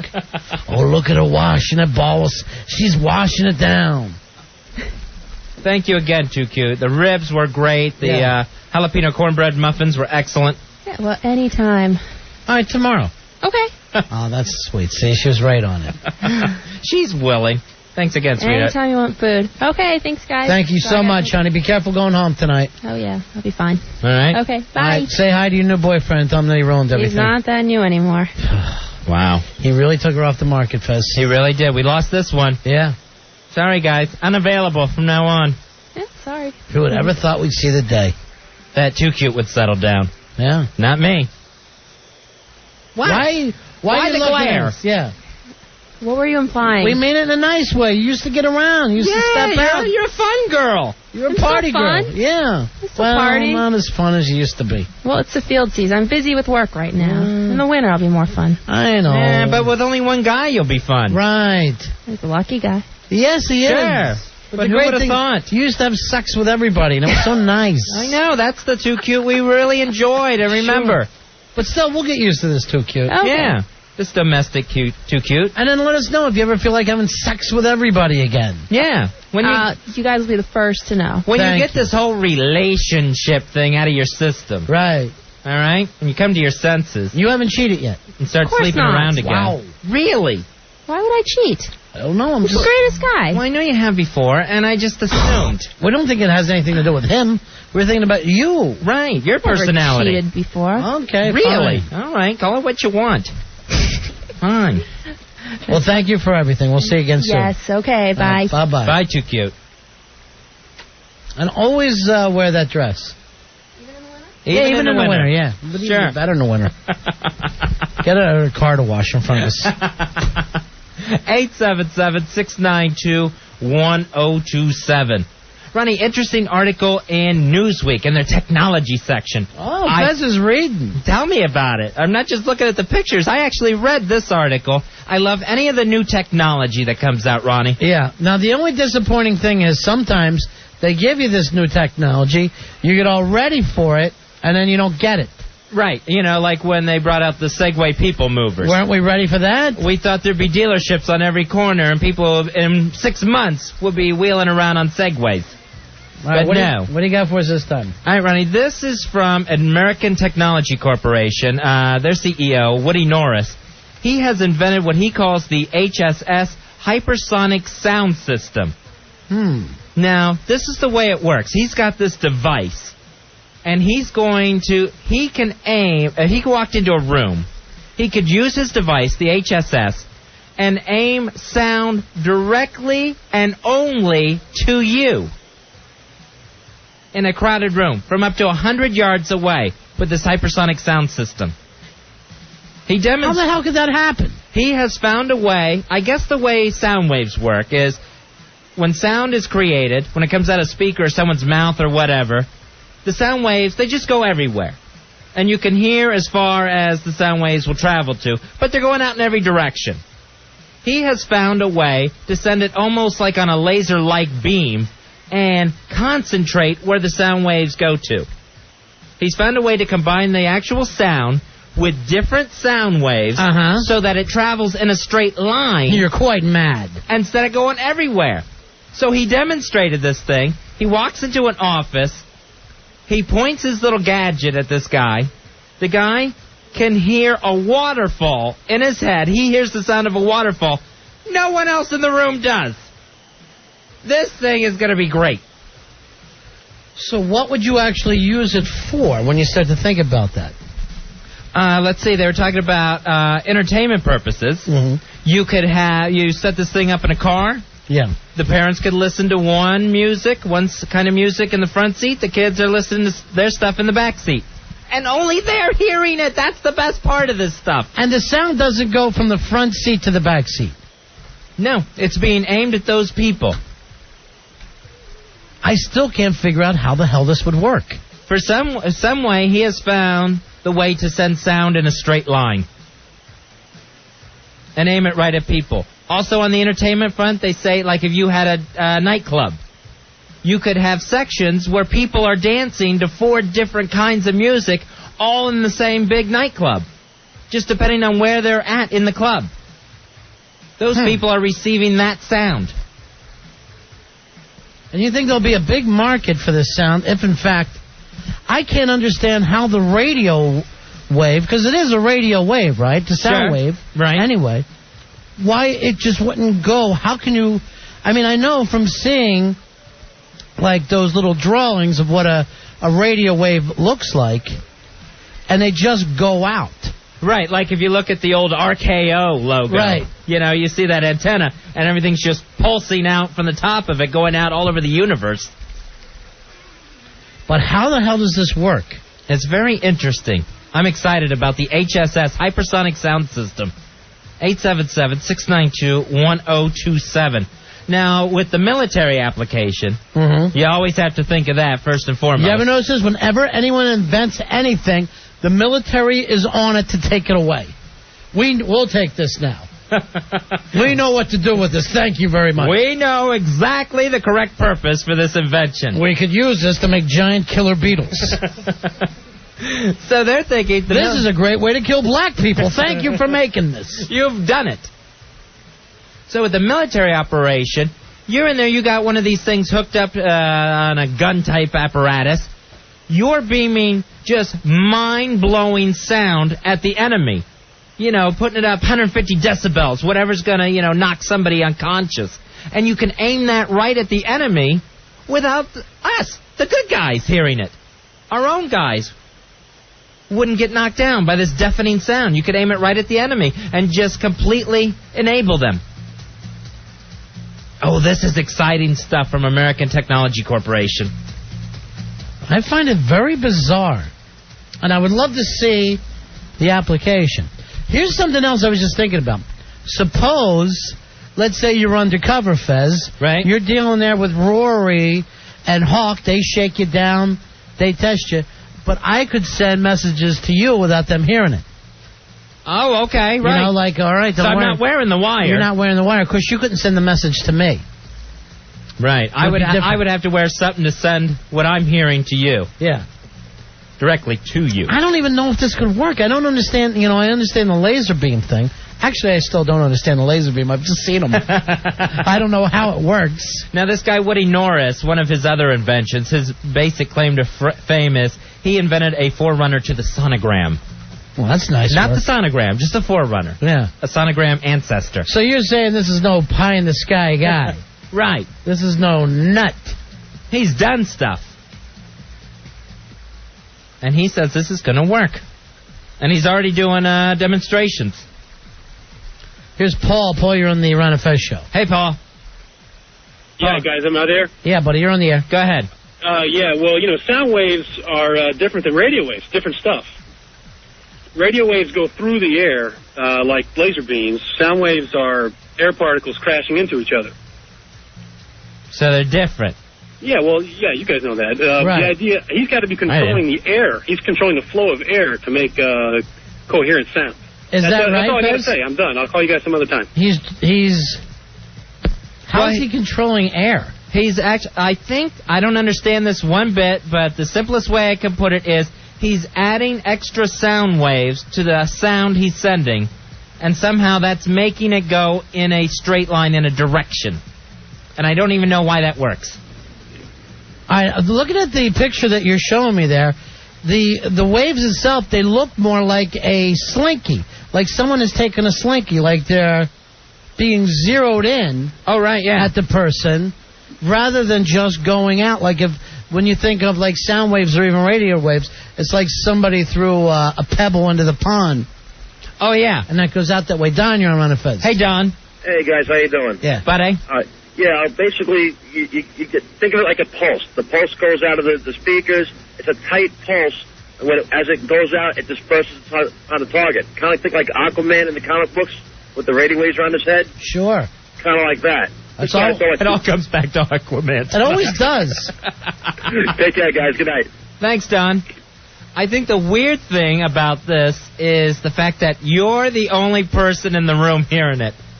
That's got to make you feel like a nut. The other weird thing is normally if there's an invention, it's like the science fiction writers have talked about it first. And I never heard of this before. Here's another thing I was thinking about it, Fez. All right, let's suppose I want to be at my house. I got my big screen TV and everything. You could point that just at me, and then nobody else in the house has to listen to me watching Close Encounters of the Third Kind. True. You're the only one enjoying your home theater in your head. You're no longer screaming at your kid, turn your TV down in your room. It's beaming right into his bed, to the top bunk. They're going to find people with their heads just splattered as soon as sound starts getting beamed right into them. But is this, is that any worse than wearing headphones? Unless you're saying like what you were talking about where you could actually shoot somebody with sound. Shoot someone with so much sound that it just drops them. I'd love to see that. Now all of a sudden the paintball gun seems weird. Here's Chris. Obsolete. Chris. Of course it always does. Chris, you're on Ron and Fez. Chris. Fez, hello. Hey, buddy. Hey, holla, buddy. Hello. Yo, I got info on that gun. All right, what you got, Chris? All right, UPN9 did a report. On that gun. It's already a gun. I got UPN9 actually did a feature on that. They said that it was made like for after 9/11, and it looks like a TV antenna pretty much. And you can there's a unit. There's the gun and there's a unit, and it's connected to the unit. They made it so like police, like they want to, without shooting someone or beating them up, they just point it at them, and they get knocked unconscious. But it was developed just because, like, for people on airplanes and stuff. Well, you can do it that way, and then also the police like to disperse a crowd. Have always talked about using sound where that they can, when they want to get rid of everybody, when it's like in Chicago, when somebody has an accident and the mob comes running out. Sure. And wants to start going crazy, you don't want to shoot all those people. Not even with the rubber bullets. You blast just chase them off. It's better than the fire hoses, too. Here's Bill. Bill, you're on Ron and Fez. Bill, what can we do for you tonight? Hey, how's it going, guys? Yeah. I know how this sound thing works. Yeah. The hypersonic sound system. Yeah, that's it. Whatever. A few years back, they came out with these earphones that canceled out all the other sound except what you would be hearing on the earphones. And how it does it is, it records the sound that it hears around it, and it does the exact opposite frequency, and it cancels it out. All right. Thanks. So that's how this hypersonic thing works. It cancels out all the other sound around it. It somehow... So everyone else in the room is deaf? No. It just cancels it out for you. Oh, okay. So weird. In Minority Report, they had a sound gun that just shot out sound waves and just completely disabled people and made them puke, just disrupted their entire body. And that was just all sound waves being shot out. I can't believe I still haven't seen Minority Report. I don't know what happened to me this summer. I don't think I've seen anything since Spider-Man. Here's Chris. Chris, you're on Ron and Fez, but thanks for ruining the end of the movie for me. Appreciate it. It was just one little thing. All I've gotten to see so far this summer is the Powerpuff Girls movie. Go ahead, Chris. So you're saying that I could listen to Sweet Melissa Moans all by myself? I'm not wearing any panties. Oh no. Oh no. Oh no. Oh no. Oh no. Oh no. Oh yeah. Oh yes. Oh. Anyone else hear that? Just me. Fantastic. All right. Good Normally one. I hear them when I'm on by myself too. I'm just walking along. Who moaned that? All right, here's Mike, the science teacher. He wants to teach us how this all works. How you doing, Mike? I'm at a loss for this one, Ron. I'm with you.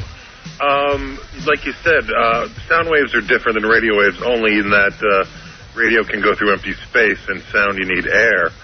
And some sounds are directional, meaning how you can stand behind a speaker and the treble is lost.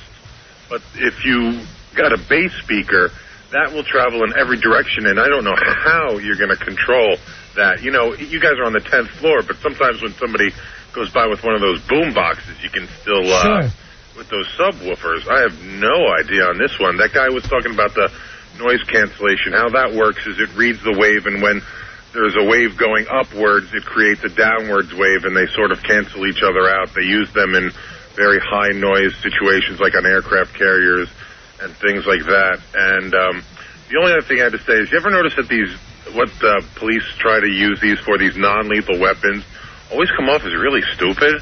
Yeah. Like, it's always some kind of net Right. Kind of goopy stuff. Yeah, there's going to be a glue gun there for a while. Yeah. That just puts a prisoner in a cocoon. That's crazy. Thanks, Spider-Man. I think it's going to be similar to a sound laser beam, but I'm at a loss. Laser. I'm punching out. It does come off like a laser beam, only used with sound. That is the right analogy, because light from a light bulb, a regular light source, goes everywhere, but laser is shot in one direction, so I don't know what they're going to call it. Just, who knows? All right, thanks a lot, Mike. All right, man. Hypersonic sound system. They're already calling it that. Here's Adam. You're on Run and Fez. Jeez. Hey, what's up, guys? I heard the sweet Melissa Moan of the night. Oh yeah. Do I get? Oh no. Do I get Ron and Festival tickets? You know what? Let's give out our very first Ron and Festival tickets. Oh No yeah. way. Oh yeah. Oh no. Wow, what a night. Oh no. Oh no. Oh no.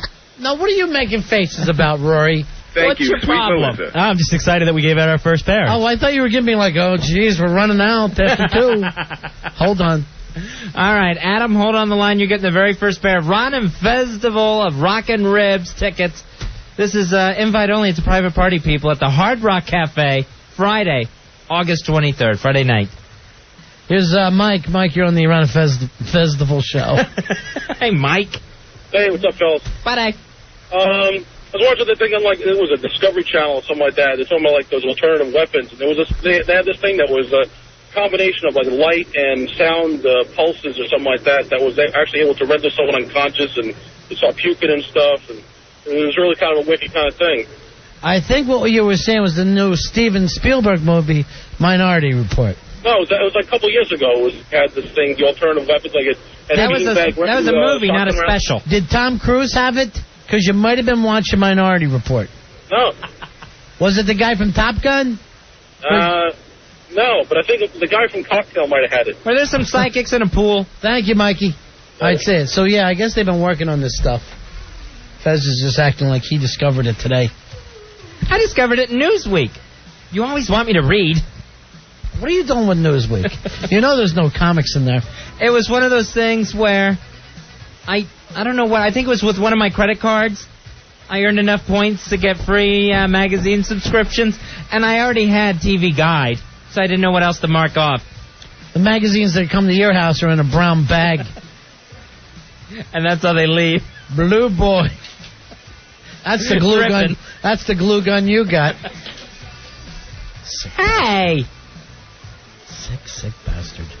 877-692-1027. Here's Mike. Mike, you're on the Ron and Fez show. Mike, what do you got for us tonight? Buddy. Hey, buddy. All right. One of the first positive things I learned after 9/11, there's so much, bad stuff on television. One of the first positive things I learned, something called a harmonic scalpel. A harmonic scalpel? It causes less stress to the skin. It kind of like opens it up, and it actually heals a lot quicker than a regular metal scalpel. So you would use sound to slice into the skin? Oh, it's being used right now. Actually, yeah, it parts the skin more than actually it's abrasive. It's not as stressful, so it heals quicker. It kind of more asks the skin to move out of the way. And all right, how close do you got to be with this stuff? I don't know. I would think right on it. This is pretty brand new, though. Wow. God, it seems like if you're putting that much sound into my stomach, it would be loud enough to wake me up out of the anesthetic. Well, I'd like to walk up to somebody right behind them and pop this sound gun right in their ear. Sound is mostly vibration. Ow! So if you think about it, you're vibrating it in a very high intense place, and that would separate your skin, because your skin is based on tiny particles. It's not one solid thing. And then the sound disappears, so there's no murder weapon. How come? It's a perfect crime. Right. How come I've never heard of the sound knife? Harmonic. It's called a harmonic scalpel. I like that one for my kitchen. Someone cut Mike with a harmonic gun. He calls it the harmonic scalpel. No, that's for weapons. Honey, where's the sound knife? All right, my friend. I can tell you about a weapon, though, called HARP, that the government does work on. Oh, it's a HARP. I've seen those before. No, HARP, no. HARP is an electromagnetic field. Like, the Earth is surrounded by an ionosphere, and they can bounce it off that ionosphere and land it anywhere else on Earth, and it kind of confuses. You can confuse soldiers, groups of people. You can create an electromagnetic field anywhere on Earth. It's called HARP. It's a place somewhere in the United States. And I guarantee you we're going to destroy ourselves with these games. We're done for. We are going. It's like giving a gun to a baby. It's just a matter of time before the baby ends up pulling the trigger. We're going to turn on the sound weapons, disable ourselves, and not be able to turn them off until they travel around the world, these sound waves, killing everybody. Either that or someone's going to try to start their harmonic knife to carve a turkey and somehow set off an atom bomb. The harmonic knife doesn't work on Thanksgiving, and you're just screaming at your turkey, trying to get enough sound to cut it. Hey! Hey! Slice! Sandwich! Sandwich! Slice! White meat! White meat! So stupid. That's what's going to happen. I'll tell you, here's the thing that bothers me. You talked about these inventions never working out. Where the hell are some of the inventions we thought we'd have by now? We got nothing. Why am I walking down the street in Manhattan when I should be floating above it on a skateboard? Oh, that'd be nice. A little hovercraft skateboard for yourself. You know, I don't even need the big technology things. Get a moving sidewalk for me to take my fat ass down West 57th. I always wanted one outside my apartment to walk my big dog. Jane! Seriously, I'm very, very disappointed in that. We should have had all this stuff by now. And I'm going to tell you something. Go to Sharper Image. These robots that they're selling are not robots at all. Every year, Sharper Image has a new robot that's going to bring you a cool drink. Yeah. Every year. Same robot, different design. Why should I be getting up to get myself a cool drink when there should be a robot by now, to me, looking a lot like a human being? Maybe he doesn't have skin, but he does have legs and hands. And is incredibly polite, no matter what I say to him. And could actually dispense the drink. And what I'd like him to do is use some kind of harmonic scalpel to slice me a sandwich. What if your robot was shaving you with a harmonic scalpel and then turned on you? So weird. I'm so ready for robots. We got nothing. We do have nothing. A car looks like a car to me. I know. There's no flying car. There's no car that has the big springs that it drives over other traffic. Why not? Here's John. You're on Ron and Fez. John, what's going on? Not too much. How's it going, boys? Hey, buddy. Good, bud.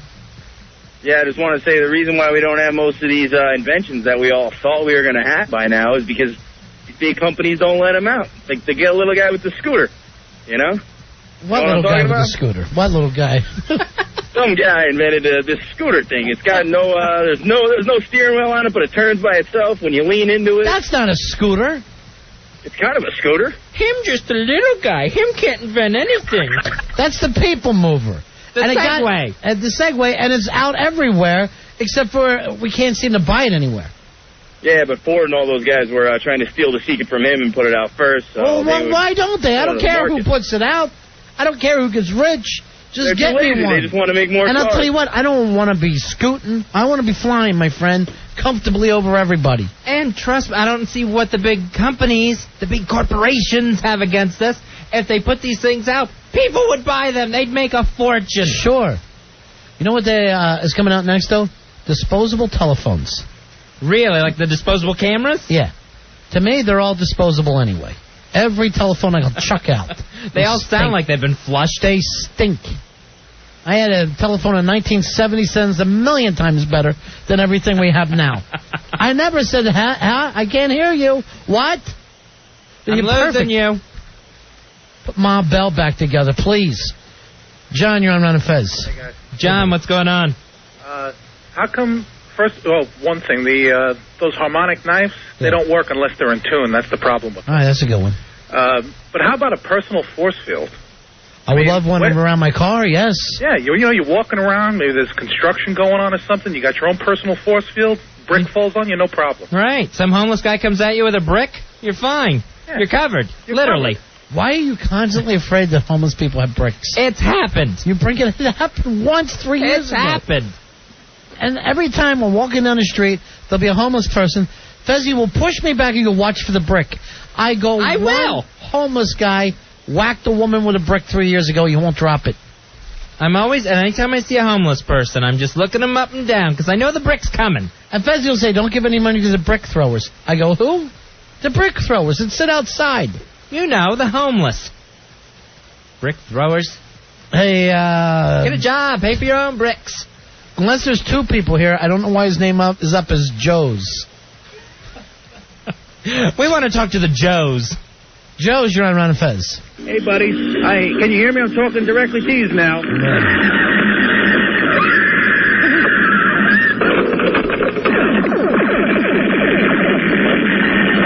Why is this? Hey, this device The really sound works. waves are killing us. Fezzy, I'll shoot back.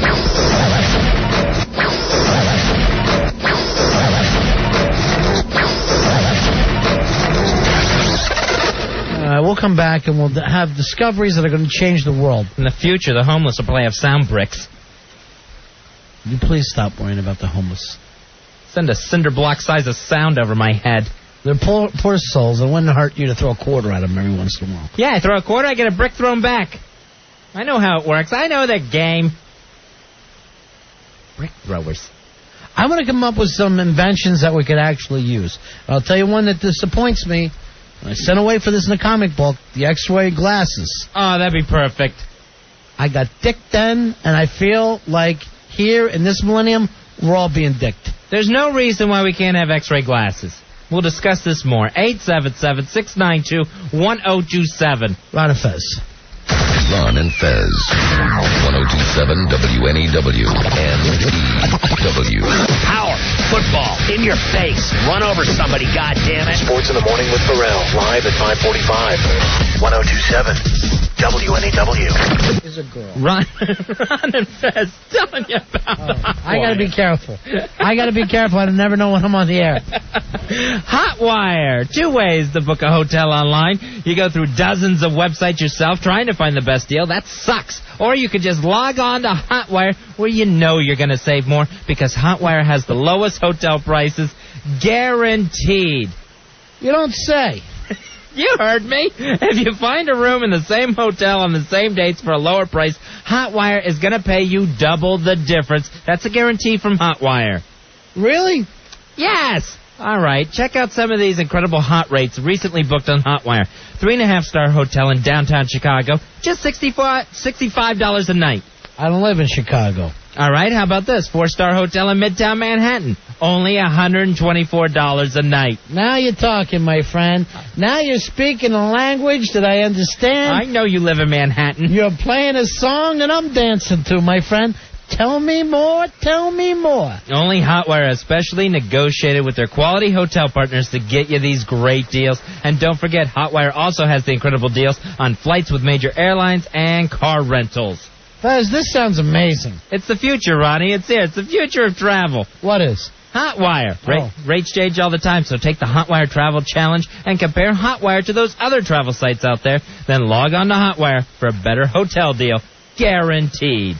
Ron and Fez. 1027 WNEW. We're the show of the future. We're Ron and Fez. We're just talking again about how disappointing it is not to have these inventions we thought we were going to have by now. Well, we were promised all kinds of things, from jetpacks on down, and none of it ever materialized. Most of the science fiction feels like it's made up to me. Here's Jeff. You're on Ron and Fez. It is. 1621, buddy. All right, buddy. Hoo-hoo-ah. You know what I want? I want a knowledge pill. This learning stuff, way too overrated. I want to take a pill. Don't have to go to school. Know all the information. It does seem like there should be some way of taking knowledge and injecting it or somehow downloading it into your memory a lot faster and easier than a book or a tape or a TV show. Take it easy, Clarky. Take it easy, Clarky. Thanks, Jeff. You know what I'm saying, Fez? Yeah, I mean, we've learned to do it with machines and the computers, obviously. You can download into them. It's got to be a matter of time if they even bother to give it to us. They're not going to... They don't want us to know more. They're trying to make us dumber. And we are dumber. Yeah. With me, it's working. I'm just glad they never came out with those food pills they talked about. Where you're just going to have your whole meal in a pill. Yeah, but why not just have that and a meal? Would I put on weight from the pill, too? Sure. Of course, I knew it. It's like when I went on that Slim Fast diet. You know, I was drinking those shakes all day long. I drank them with my lunch. I'd have a big dinner, drink them with them, with my eggs and bacon. Oh, I didn't lose any weight. I read that for you. You're not supposed to put ice cream in those shakes. Oh, really? Yeah, that's where I think you went wrong. Aha. 877-692-1027 is our toll-free phone number. Here is Bob. Bob, what can we do for you? I was saying about the rubberneckers, how you got to stop them. I was thinking a 40-foot movie screen. Put it right over the accident. Nobody knows what's going on. Then you're wondering, why is that screen up? Then you'll be peeking behind the screen. You know, I was watching this documentary the other day, and it was about roads and stuff. It was about actually Robert Moses, who built so many of the bridges and highways and stuff. Uh-huh. The claim there was, and some of these city planners come up with, if you build more bridges and more highways, you will actually get more cars, and you will have more traffic than ever before. If you add an extra road, you're just going to end up with more traffic. Yes. Now, I actually heard about a study a while back where the exact same theory, and going backwards with it, if we close down a thoroughfare, it's going to help alleviate some traffic. How could that happen? I don't know how it could possibly work backwards. Then I guess, I don't know, unless it's as simple as it's going to force more people to carpool, but I can't imagine that happening. People want their own cars. Has carpooling ever worked? I mean, the trains work. Buses, yeah. Plus, face it, that's stupid. But look at all the money that went into carpool lanes and highways. Does it work? Have you ever go, oh, me and my friend, we all meet at the mall, and we ride in together? What a pain in the A. Forget about it. Can you imagine I pull up in the mall and you're not there? By the time you get out of your car, I'm swinging. Now, not only am I in my car, I'm waiting because you ran a little late with your breakfast. People want their own cars. They want their own music. They want to eat in their car if they want to. But it ain't going to happen. It doesn't work. The car thing does not work. It is an uncomfortable way to travel when you live in a city area. It's not fun. All right, wait a minute. Here comes the Hawk. All right. Hawk fact. What do you got, Hawk? All right, I have the solution to the traffic problem in major cities. All right, everyone, please gather around your radios. Here we go. All right, around any major city, there'd be a network in the a network of sensors that could detect where all the cars are pooling and it's getting a traffic buildup. Okay. And it would change the one-way signs. It would change all the signs on the street to take the traffic away and move it away. Like, move it away how? Like, it would just change the red lights and the green lights and the one-ways and the... All right, let's look at Manhattan. Yep. Already, if you want to come into Manhattan in the morning, you've got all the tunnels worked out, except for, like, one that's going the other way. The bridges are practically one way. If you, like, look at the 59th Street Bridge, one way. Yep. I wish I'd stopped watching that damn Escape from New York. And they call it the wrong name. Where else are we going to put this traffic of yours with sensors? Well, we're stuck. Every street is clogged. No, we'll build more bridges and tunnels and everything, and I guarantee it'll be all computerized, and the computers, these main central computers, will sense where the traffic's building up and redirect traffic around it. And so is your solution traffic sensors or just building more tunnels and bridges? It's a combination. If you have more tunnels and bridges, who the hell cares? But here's the thing, Hawk. We just explained to you, you build more tunnels and bridges and more people have cars. People in the trains will suddenly go, hey, there's more tunnels, I'll drive my car in. Right, I'll just take this new expressway. But that's where the computer system will help. Just because it's a computer doesn't make it so smart. I don't understand. Let's say there's a big traffic jam. Right. What are these sensors going to do to move the traffic away from that particular area? What's going to take them off the Long Island Expressway? Exactly. Here's my point. The outer ridges of the city will start to redirect the traffic in other directions, and therefore it'll eventually clear out. Hold on. Away from the city? I'm driving to work, okay? I work in Manhattan. A computer now tells me, wait a minute, the traffic's heavy, turn back. My boss will be real happy with that, Hawk. No, it might say, like, turn right here, when normally you wouldn't turn right. Why wouldn't you turn? These are straight roads into the city. We're not running through neighborhoods. This way we utilize the land surrounding the city more accurately. People are going to go nuts if all of a sudden they have to turn off the expressway into a neighborhood and stop at a school crossing. Plus, how many times you've been in traffic thinking, I'm getting off here and using the back roads? It never works because they're jammed, Hawk. They're jammed. You're never the only one with one idea in traffic. But they're non-computerized roads. If everything was computerized, I guarantee it. Take the freedom away from the people and... Oh, thank you very much, Mr. Russia. Take the freedom away from the people. Finally, we understand your plan. Take the freedom away from the people. You know what? We could actually get rid of traffic if we kill every third driver. No, but if we utilize the computers the way we want them, they'll be tools, and they'll help us. They are tools. We use computers for everything. More powerful ones. It isn't a matter of having powerful computers, Hawk. It's too many cars on too little roads. A computer powerful enough to pick up a car and move it, Ronnie. It's like when you have too much saturated fat and you have a heart attack. A heart attack is like rush hour in a particular artery. What? If you could eliminate the blockage, everything will flow better and there'll be no blockages. Well, look who rented us Moses Jones this weekend. Yeah, but Hawk, what you have to do is stop the saturated fats, not suddenly have them running into your kidneys. Okay? You stop it. We're saying the car thing in an urban area doesn't work. Hawk says send that blood clot to the brain, not the heart. Reroute it right to the brain. John, you're on Ron and Fez. Hello, John. What's up, buddy? How's it Hey, going? buddy. Go ahead, Oh, my John. God. You guys have the dumbest guys sitting around there. Isn't This is it horrible. amazing? One's as dumb as the next. Embarrassing. Thank you, John. Hawk, I never wanted to see you talked about that way. Scott, you're on Ron and Fez. Hey, guys. Hey, I want to know, does the Hawk drive in New York at all, by the way? He usually walks into the city. But go ahead, Hawk. Answer this man. Yeah, I drive in all the time. Yeah, you drive into work every day? No, you Not don't, every Hawk. day. No, on the weekends, Friday nights, Sunday nights, I drive in and out of the city, Pennsylvania, Queens. Okay, so I just want to... Pennsylvania is not part of the No, city. but I drive from Queens through Manhattan into Jersey and Pennsylvania, so I totally Ronnie, know. we want to welcome the sixth borough, Okay, so Pennsylvania. you do drive. No yeah. wonder Keystone Borough. No wonder we're the largest city in America. Hawk, you just broke your rule, kid. You should never talk for more than 30 seconds. Oh. People would keep an open mind about this. It could work. We just need cooperation. Here's your problem, Hawk. You think these stupid things, then you agree with yourself, and you never tell anybody. Then when you finally do, it's ridiculous. Scott, you're on Ron and Fez. Scott, go ahead. Hello? Yeah, buddy. Scott. Hey, big ass card hold 10051. There's your hooah, Scott. Go ahead. All right, here's the idea, guys.